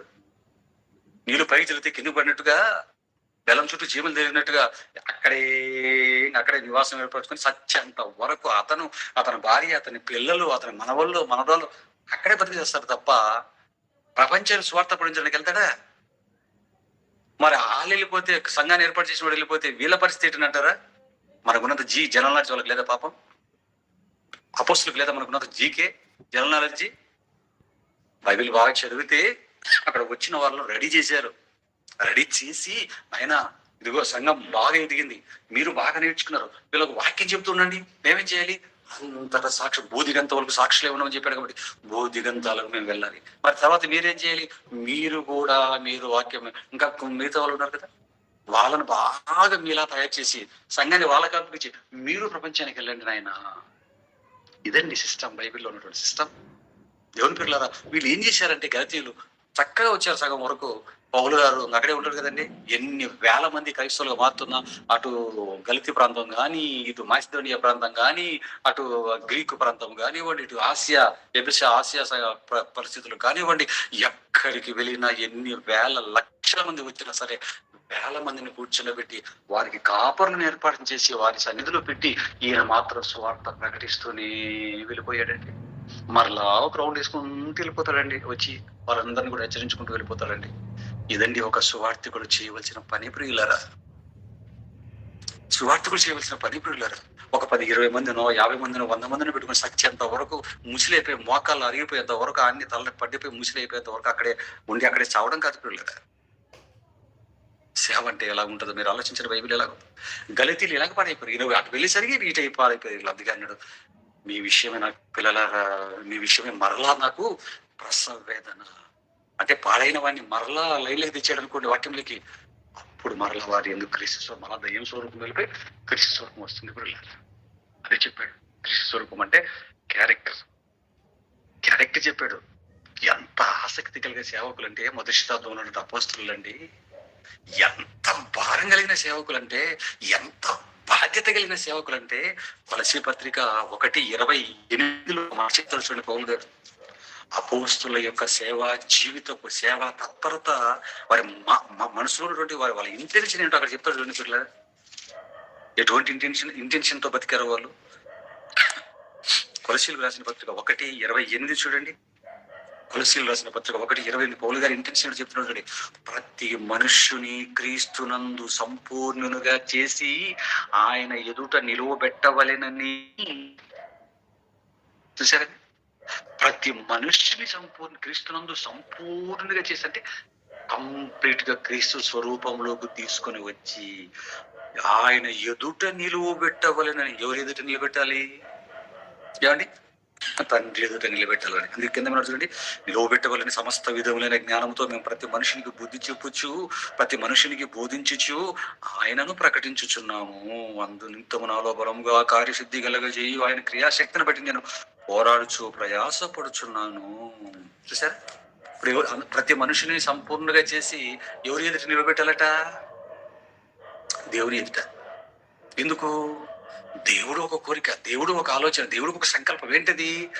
మనుషులను చేసి నా పోలిక నా స్వరూపంలో చేసి భూమి మీద విడిచిపెట్టిన బతకమని చెబితే వద్దనేది తిని ఆజ్ఞ అతిక్రమించి దయ్యపు స్వరూపాన్ని తెచ్చుకున్నారు, నా స్వరూపాన్ని పోగొట్టుకొని. ఇప్పుడు మరలా నా స్వరూపాన్ని వారిలో నింపాలి అంటే వాక్యము కావాలి. నా కుమారుడైన యేసు క్రీస్తును కూడా పంపాలి. పంపిన తర్వాత నా కొడుకు ఎలా బతికాడు భూమి మీద? అద్భుతంగా బ్రతికాడు. ప్రపంచంలో ఎవడో బ్రతకనంతగా పాపం చేయకుండా బ్రతికి అలాగే ప్రాణం పెట్టి నా దగ్గరకు వచ్చేసాడు. ఇప్పుడు భూమి మీద ఉన్న మనుషులందరూ ఎలా ఉండాలి? ఇప్పుడు అందరూ నా కొడుకులాగే ఉండాలి, క్రీస్తులాగా. అందరూ క్రీస్తు స్వరూపాలలో ఉండాలి. అందరూ కూడా క్రీస్తులా సంపూర్ణులు అవ్వాలి. ఆల్రెడీ అయిన తర్వాతే ఈ పరలోకానికి నేను తీసుకోవాలి అని దేవుడు అనుకున్నాడండి. అందుకే ఈ వాక్యాన్ని రాయించాడు. అందుకే పౌలు గారు ప్రతి మనుషుని క్రీస్తునందు సంపూర్ణంగా చేసి ఆయన ఎదుట నిలబెట్టవాలని అలా రెడీ చేసి దేవుడి ఎదుట నిలబెట్టగానే దేవుడు ఏం చేస్తాడు? ఇలా మనలో ఎవరు కనిపించాలి? ఇప్పుడు క్రీస్తు కనిపించాలి, క్రీస్తు స్వరూపం కనిపించాలి. ఆ క్రీస్తు పక్కన తన కుడిపార్శ్వంలో ఉన్నాడు. నా కుమారుడు ఎలాగైతే, నా మొదటి కొడుకు ఎలాగైతే ఉన్నాడు స్వరూపం, వీడు కూడా ఎలాగ ఉండాలి చూస్తాడు. క్రీస్తులో ఉన్న రైట్, వెరీ గుడ్, తెచ్చేయండి లోపలికి, పంపించండి పరలోకానికి. తేడాగా ఉన్నాడా? అయ్యో వీరి క్రీస్తు స్వరూపం లేదు, ఇందులో తోసేయండి వీడిని. చూసారా పిల్లలు? అంటే మనం పుట్టిన తర్వాత మరణించే లోపు మనం ఏ స్వరూపంలో ఉండాలి అంటే క్రీస్తు స్వరూపంలో. క్రీస్తు స్వరూపం అనగానే ఊరిక బాప్తిసం తీసుకుని చదవడం కదా పిల్లలు. బాప్తిజంలో తీసుకున్న తర్వాత ప్రతి మనుషులు సంపూర్ణుడిగా చేయాలి అన్నాడు. చూడండి, సంపూర్ణ స్థితిలోకి వెళ్ళిపోవాలి పిల్లలు. మనం సంపూర్ణ స్థితిలో కంటే క్రీస్తు ఎలాగున్నాడో అలా మారిపోవటం. మొదట మారు మనసు నుంచి ఏ స్థితికి వెళ్ళిపోవాలంటే మీకు చెప్పాను. జనవరి నెలలో ఏ నిర్ణయాలు తీసుకోవాలంటూ చెప్పాను మీకు ఒక పాఠం. సాధకములోని జీవితాలు సాతాను సాధనాలు అని. అంటే మనం బాప్తిజం తీసుకున్న తర్వాత మారు మనసు వస్తుంది కదా, మారు మనసు పొంది బాప్తిజం తీసుకున్న తర్వాత మారు మనసుతో చావాలా? మారు మనసు మించింది ఒకటి ఉందా?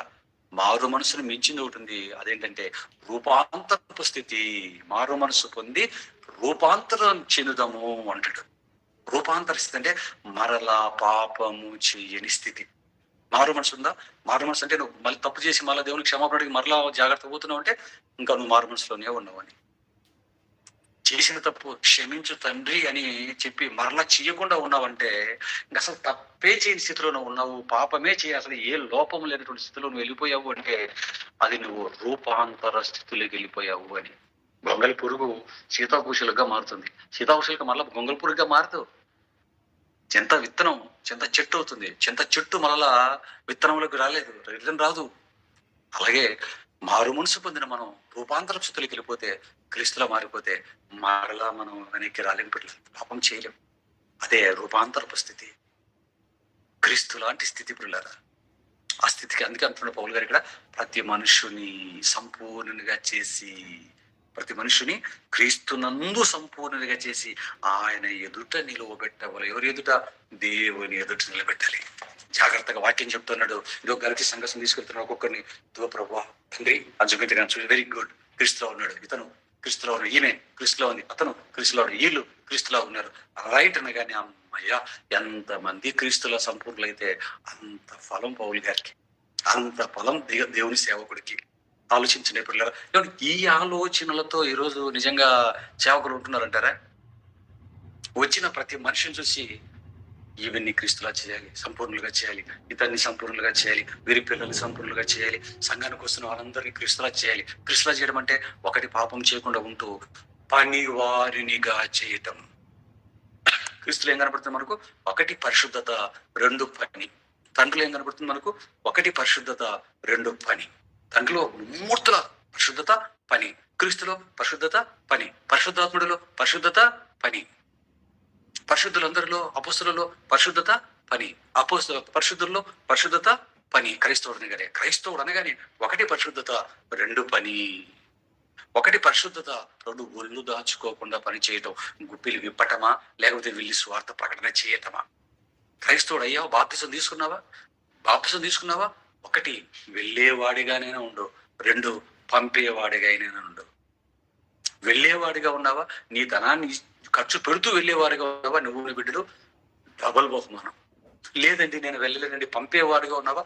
అయినా సరే నీకు పరలోక ప్రాప్తి ఉంది. చూసారా? తండ్రిలో పరిశుద్ధత పని, క్రీస్తులో పరిశుద్ధత పని, పరిశుద్ధాత్మలో పరిశుద్ధత పని. మనం ఏమనుకుంటాం? మనమే ఫీల్ అవుతా ఉంటే చర్చికి వెళ్తున్నామా నాయన, చర్చికి వెళ్ళాము నాయన, రొట్టె తీసుకున్నాం, ద్రాక్షరసం తీసుకున్నాం, క్రమం తప్పకుండా వెళ్తున్నాం, సంఘంలో కుటుంబంతో పాటు వెళ్తున్నాం, సంఘానికి వారం సంఘానికి ఇంటికి తిరుగుతున్నాం. మాకేముంది, ఇంకా మేమే పరిశుద్ధం, పరలోకం గ్యారంటీ, మాకు నీది మనం ఫీల్ అవుతాం. ఇటు చర్చికి వెళ్ళి ఇంటికి వస్తే నీకు పరిశుద్ధత వచ్చేసిందా? సగమే. ఓకే, పాపం చేయట్లేదు. నువ్వు పాపం చేయబోతు దేవుడికి ఏం లాభం? నువ్వు సిగరెట్ మానేశావు, నీకు లాభం, దేవుడికే లాభం. నువ్వు దొంగతనం మానేశావు, నిన్ను పోలీసులు పట్టుకోరు, నీకు లాభం, దేవుడికే లాభం. నువ్వు దొంగతనం చేయబోతే దేవుడికే లాభం. బైబిల్ చదివారా? బైబిల్ ఏం చెప్తారంటే ఒకటి తప్పు చేయకుండా ఉంటూ రెండు ఒప్పు చేయటం, ఒకటి పరిశుద్ధంగా ఉంటూ రెండు పని చెయ్యి, అప్పుడు దేవుడికి లాభం.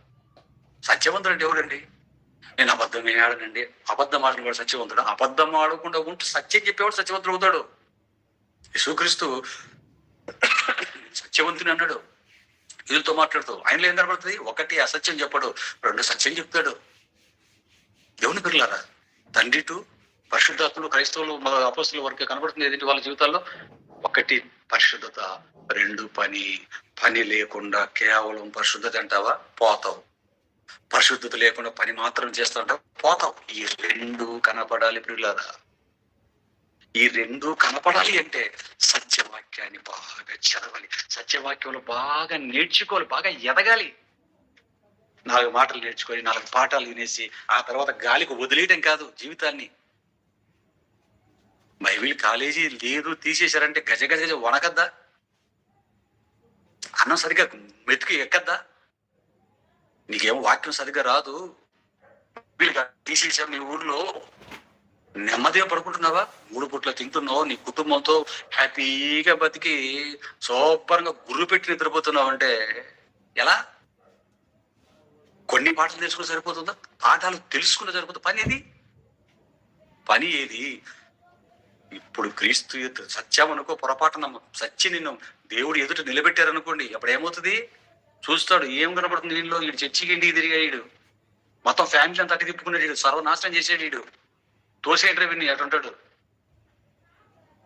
అయినా పరిశుద్ధుడు. నువ్వు పాపం చేయకపోవడం వల్ల పరిశుద్ధుడువా? యేసుక్రీస్తు రక్తం కాగటం వల్ల పరిశుద్ధుడువా? నువ్వు బాప్తిజం తీసుకుని రొట్టె ద్రాక్షరసం తీసుకుని వచ్చి దుప్పటి కప్పుకొని పడుకున్న చెడ్డ తలంపులు వస్తాయి నీకు, పాపపు తలంపులు వస్తాయి ప్రతి దాంట్లో. పాపం మనం చెయ్యకపోవటం వల్ల కాదు పరిశుద్ధులు, క్రీస్తు రక్తం కడగటం వలన. క్రీస్తు రక్తం ఎవరిని కడుగుతుంది? ఎవడైతే పని చేస్తాడో వారిని క్రీస్తు రక్తం కడుగుతుంది. మూల సూత్రాలు కూడా తెలియలేదు అసలు. మూల సూత్రాలు అర్థం కాలేదండి క్రైస్తవులకి. ఈ గలితీలు అలాగే చేశారండి. అందుకే మనం కూడా అండి, అంటే స్వరూపం అంటే క్యారెక్టర్ అండి. స్వరూపం అంటే మనకి అప్పుడప్పుడు అంటుంటారు, మనం అంటుంటారండి, నీ నిజ స్వరూపం నాకు బాగా అర్థమైందా అంటాడు. విన్నారా ఇలాంటి మాటలు? ఎవరైనా అన్యాయం చేసిన వారిని, తప్పు పని చేసిన వారిని ఏమంటుంటారు? నీ నిజస్వరూపం నాకు అర్థమైందిరా అంటే ఏమని? నీకు 2 కళ్ళు ఉన్నాయి, ఒక మూతి ఉంది, మూతి కింద నీకేమో ఒక గుండెకాయలు ఉన్నాయి, ఆ తర్వాత పొట్ట ఉంది, పొట్ట కింద కాళ్ళు, కాళ్ళ కింద పాదాలు. ఇదా నీ స్వరూపం ఏంటి నాకు అర్థమైంది అంటే? స్వరూపం అంటే ఏంటి? నీ నిజ స్వరూపం నాకు తెలిసిందరా, నీ అసలు స్వరూపం నాకు తెలిసిందిరా అంటాడు. అంటే ఏమని అర్థం? ఆకారం కాదు, స్ట్రక్చర్ కాదు, ఇమేజ్ కాదు, క్యారెక్టర్. నీ నిజ స్వరూపం నాకు తెలిసిందంటే నువ్వు ఎంత పచ్చి దరిద్రుడో నాకు అర్థమైందిరా, నువ్వు ఎంత దుర్మార్గుడు, ఎంత చెడ్డోడువో అని. పిల్లరా, 66 పుస్తకాలు చదువుతున్నప్పుడు స్వరూపం అంటే క్యారెక్టర్ పిల్లలు, క్యారెక్టర్ ఉండాలి పిల్లరా మనకి. అందుకే జాగ్రత్తగా చూసుకోమంటున్నాడు. ప్రతి మనుషుని సంపూర్ణంగా చేసి క్రీస్తునందు నిలువబెట్టవలనని అన్నాడు. ఏమండి? ఎందుకంటే క్రీస్తునందు నిలువబెట్టడం అనేది కానివ్వండి, క్రీస్తు స్వరూపం మళ్ళీ రావటం అనేది కానివ్వండి. ఆ రోజు కయ్యను మనిషిని చంపాడు కాబట్టి నరహంతకుడు అయ్యారండి. నేను ఎవరిని చంపలేదండి అంటావా? అయితే చూడు, రాత్రి యోహాను రాసిన మొదటి పత్రిక 3వ అధ్యాయం ఎలా దయ్యపు స్వరూపం, బాప్తిసం తీసుకున్న తర్వాత మనలోకి దయ్యపు స్వరూపం ఎలా వస్తుందో చూడు సంఘంలో ఉంటున్నప్పటికీ. యోహాను రాసిన మొదటి పత్రిక 3, 13, 14. యోహాను రాసిన మొదటి పత్రిక 3వ అధ్యాయం తీయన్నా. యోహాను రాసిన మొదటి పత్రిక 3వ అధ్యాయం 13, 14. సహోదరులారా, యోహాను రాసిన మొదటి పత్రిక 3, 13. ఏమండి? సహోదరులారా, లోకం మిమ్మల్ని ద్వేషించిన ఎడల ఆశ్చర్యపడకుడి, మనం సహోదరులను ప్రేమించుచున్నాము కనుక మరణంలోని జీవంలోకి దాటి ఉన్నామని ఎరుగుతాం. ఎప్పుడు? సహోదరులను ప్రేమించుచున్నాము కనుక జీవంలో నుంచి మరణంలోకి దాటావు. అంతేగాని బాప్తిజం తీసుకున్నావు కనుక అంతే దాటట్టు కాదు. ప్రవర్తన, క్యారెక్టర్ మారిపోవాలి. మనకి ఏ క్యారెక్టర్ రావాలి? అంతవరకు ఎవరైనా మనం తిరిగితే నువ్వు నోర్మి అన్నావు, పోరా అంటే పోరా అన్నావు అంతవరకు. కానీ ఇప్పుడు చూడండి, సహోదరులారా, లోకము మిమ్మల్ని ద్వేషించి ఆశ్చర్యపడరా, ద్వేషిస్తుంది కానీ ఆశ్చర్యపడకండి. ద్వేషించిందని దాన్ని మీరు ద్వేషించకండి లోకాన్ని. మనము సహోదరులు క్రైస్తవ బిడ్డలను ప్రేమించుచున్నాము కనుక మరణములో నుండి జీవంలోనికి దాటి ఉన్నామని ఎరుగుదుము. ప్రేమ లేనివాడు మరణమునందు నిలిచి ఉన్నాడు. ఇక్కడ చెప్పాడు చూడండి 15లో, తన సహోదరుని ద్వేషించువాడు నరహంతకుడు. ఏ నరహంతునికి ఎందుకు నిత్య జీవం ఉండదని మీరు ఎరుగుదురు. నరహంతకుడు అంటే కయ్యి నరహంతకుడు అండి, ఇదో బిల్లాడనండి అని చెప్తుంటాం మనం. అసలు నరహత్య పాత నిబంధనలో మనిషిని చంపితే అది పాత ధర్మశాస్త్ర ప్రకారం అది తప్పు, అది నరహత్య చేసి అది ఆజ్ఞాతిక్రమం. ఇప్పుడు నువ్వు వెళ్ళి అంటే వాడు హత్య చేశాడు కనుక ఆజ్ఞాతిక్రమం చేశాడు. ఇప్పుడు మనం నరహంతకులు ఎప్పుడు అవుతాం? మనిషిని చంపితే అవ్వం. ఇప్పుడు ఎప్పుడు అవుతాం? సంఘంలోకి వెళ్తుంటాం, సాటి సహోదరులు ఉంటారు, క్రైస్తవులు ఉంటారు, వాళ్ళని మనం ద్వేషిస్తున్నాం అనుకో, ఆయన ఇలాంటి వాడండి, ఈమె ఇలాంటిదండి, పాట పాడేది అతనైతే ఇతనికే ఇస్తాడు, దొంగోడండి, మంచోడు కాదండి, మా పిల్లలకి ఇవ్వడండి, మాకు ఇవ్వడండి పాటలు పాడేది, మమ్మల్ని పొగడరండి సంఘంలో, మా పేరు ఎత్తడండి సంఘంలో అని ద్వేషిస్తున్నాం అనుకోండి. బాప్తిజం తీసుకున్నప్పటి నుంచి ఎంతమందిని ద్వేషించినాడు ఇప్పటి వరకు మనం? ఒక్కరిని ద్వేషించేవాడు ఒక హత్య, 50 మందిని ద్వేషించామనుకో 50 హత్యలు అంతే, ఇంకంతే. అందుకే చెప్తున్నాడు, తన సహోదరుని నీలో ఉన్నవాడిని ద్వేషించువాడు నరహంతకుడు. అండలం చేసుకోండి, ఇవే మన ఆజ్ఞలు. కొత్త నిబంధన ఇది. అక్కడికి వెళ్ళిపోయి నిర్గమకాండం వెళ్ళిపోయి 20 అధ్యాయం తీసేసి నరహత్య చేయకూడదు, వ్యభిచారం చేయకూడదు, అన్ని నరహత్య చేయలే, వ్యభిచారం చేయలే, దొంగతనం చేయలే, పొరుగు మంది ఆశించాలా, లంచం తీసుకోవాలా. ఎల్కేజీ పాటలు చెప్పకండి, ఎల్కేజీ పాటలు వల్లించకండి. మెచ్యూర్ అవ్వాలి కదా మైండ్, మనకి మెచ్యూర్ అయ్యాం కదా మనం. ఇది అండర్లైన్, ఇవి మనకు ఆజ్ఞలు. తన సహోదరుని ద్వేషించువాడు నరహంతకుడు. ద్వేషిస్తేనే నరహంతకులు మనం. ఏ నరహంతకు ఎందును నిత్య జీవం ఉండదని మీరు ఎరుగుదు. నిత్య జీవం ఎందుకు ఉండదు? క్రీస్తు స్వరూపం లేదు. క్రీస్తు ఎవరినైనా ద్వేషించాడా? చంపుతున్న వారిని కూడా ద్వేషించలేదు. మీరేం చేయించిన ప్రార్థన చేశాడు? ఇప్పుడు తిరిగి లేచిన తర్వాత వాళ్ళకి ఏ చేయిందైనా అపోస్తలుడు అని చెప్పాడా? వాక్యమే చెప్పమని చెప్తున్నాడు. ఆలోచించండి పిల్లరా, ఆలోచించండి. రూట్ మారుతున్నట్లు అనిపించట్లేదా?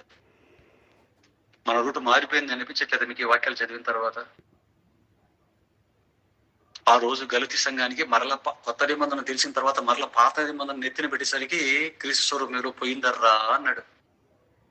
ఈ రోజు కూడా నువ్వు మరలా ఇప్పుడు క్రైస్తవుడు మరలా నేను హత్య చేయను, విచారం చేయను, దొంగతనం చేయను, పొరుగు మంది ఆశించను, విగ్రహారాధన చేయను, పైన ఆకాశం దగ్గర బిందు ఏ స్వరూపానికి దండం పెట్టను నేను అని మరలా నువ్వు ఇటు ఉన్నావు అనుకో, ఇది చదువు పట్టించుకోకుండా, దీని పారాయణ దీని బాగా మైండ్కి ఎక్కించుకోకుండా ఇంకా పాత నిబంధనలు ఉన్నావు అనుకో, దావీదు వలని నాట్యమాడి అక్కడ వచ్చేటి గోడ తగిలి కింద పడతావు.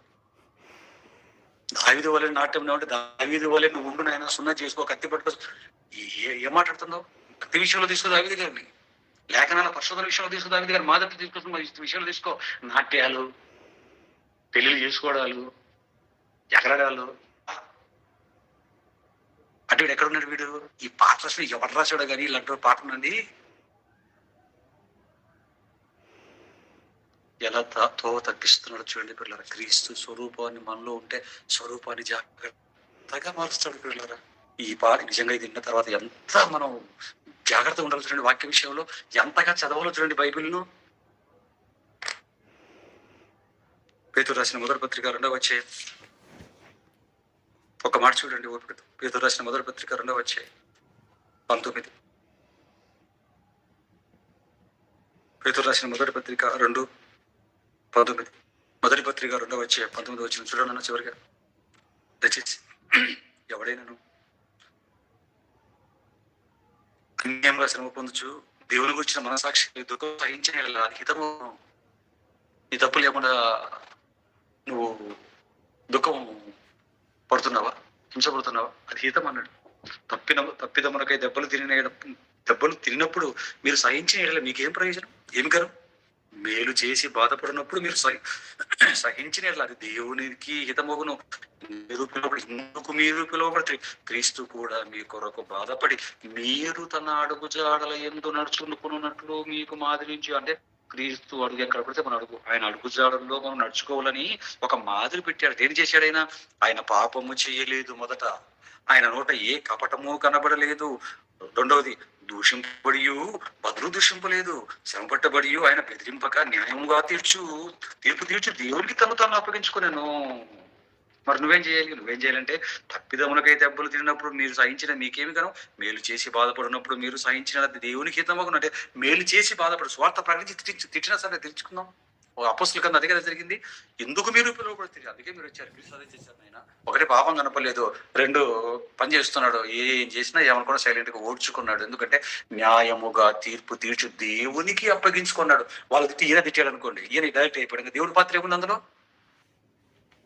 వాళ్ళు తిట్టారు, మనము తిట్టాము, ఇంకా దేవుడికి స్థానం ఎక్కడ ఉంది అక్కడ? సరే చూసుకొని మీరే నిలిపోతారు. దేవుడు వాళ్ళు తిట్టినప్పుడు తండ్రి వైపు చూసామనుకోండి, ఆయన ఎంటర్ అవుతాడు. ఆయన ఎంటర్ అయ్యాడు, రంగంలోకి దిగాడంటే పరిస్థితి మరో రకంగా ఉంటుంది. పిల్లరా, ఈ వచనాలన్నీ ఏంటంటే క్రీస్తులాగా సంపూర్ణ అవ్వటం, క్రీస్తు స్వరూపం మన ఇందు ఏర్పడటం, క్రీస్తు అడుగుజాడల్లో మనం నడుచుకోవటం. పరిశుద్ధత పని ఒకటి, పరిశుద్ధత రెండు పని. ఈ రెండు మనలో కనపడకపోతే పొట్ట అడ్రస్లు ఉండవు, మనకి అడ్రస్ గల్లతో పెట్టారా. ఈ రెండు కనిపించాయి అనుకోండి, ఒకటి పరిశుద్ధత నీలో, రెండు పని. నీలో పరిశుద్ధత ఉండాలంటే వాక్యం ఉండాలి. వాక్యం ఉంటే కదా నేను నీ ఎదుట పాపం చేయకున్నట్లు నా హృదయంలో వాక్యం ఉంచుకున్నాను అన్నాడు కీర్తనకారుడు. వాక్యం నేర్చుకోకుండా ఎలాగా? ఏదో యూట్యూబ్ లో 4 మెసేజ్లు, చర్చికి వెళ్ళి 1 గంట వినేసి ఎలా నేర్చుకోవా? ఊరికి వింటావా? నేర్చుకోవా? మనం ఇలా పరిశుద్ధంగా ఉంటూ పని చేయగలిగితే పిల్లరా మంచి అబ్బాయి. చూడండి ఫిలిప్పీ పత్రిక 3:4 ఫిలిప్పీ పత్రిక 3:4 చెబుతూ మనం సంతోషపడే మాట ఒకటి చెప్పాడండి. ఫిలిప్పీ పత్రిక 3:4 ఫిలిప్పీ పత్రిక 3:4 ఫిలిప్పీ పత్రిక 3:4 వచ్చిన కావాలి అంటే నేను శరీరమును ఆస్పదం చేసుకుని వచ్చును. ఏమండి, ఇది కాదండి, ఒక్క నిమిషం, ఒక్క సెకండ్.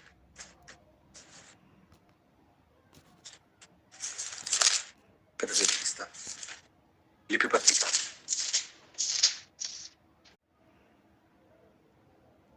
చూడండి 21వ వచనం.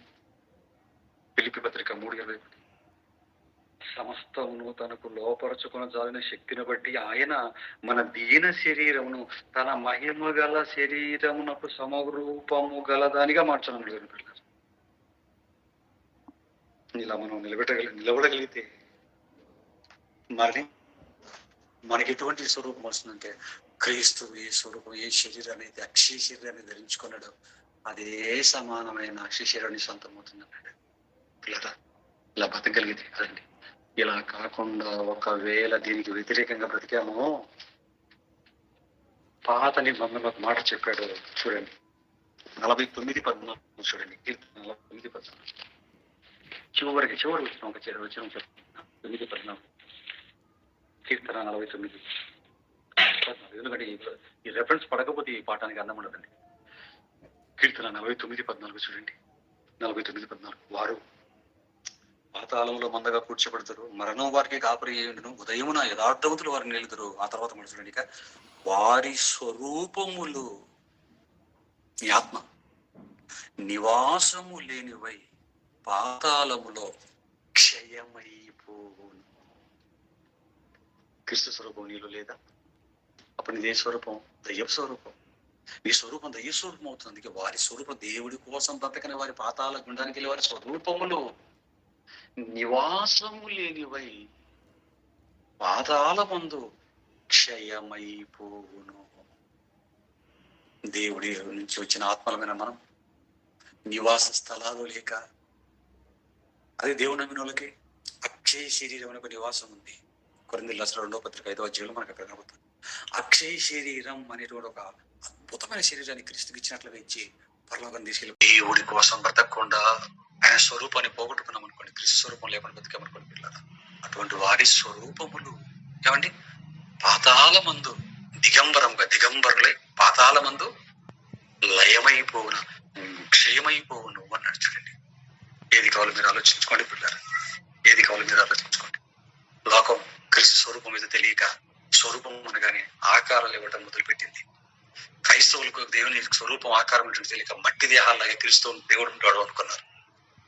పిల్లల, దేవుని స్వరూపం, ఆయన లక్షణం అదే క్రీస్తు స్వరూపం, అదే స్వరూపం, అదే అపోస్తలుల మొదటి శతాబ్దపు వారి స్వరూపం. మన స్వరూపం కూడా అదే కావాలి. అది కృప చెప్పిన నాకు విన్న మీకు తప్పనిసరిగా దేవుడు ప్రసాదించాలని మనస్ఫూర్తిగా కోరుతూ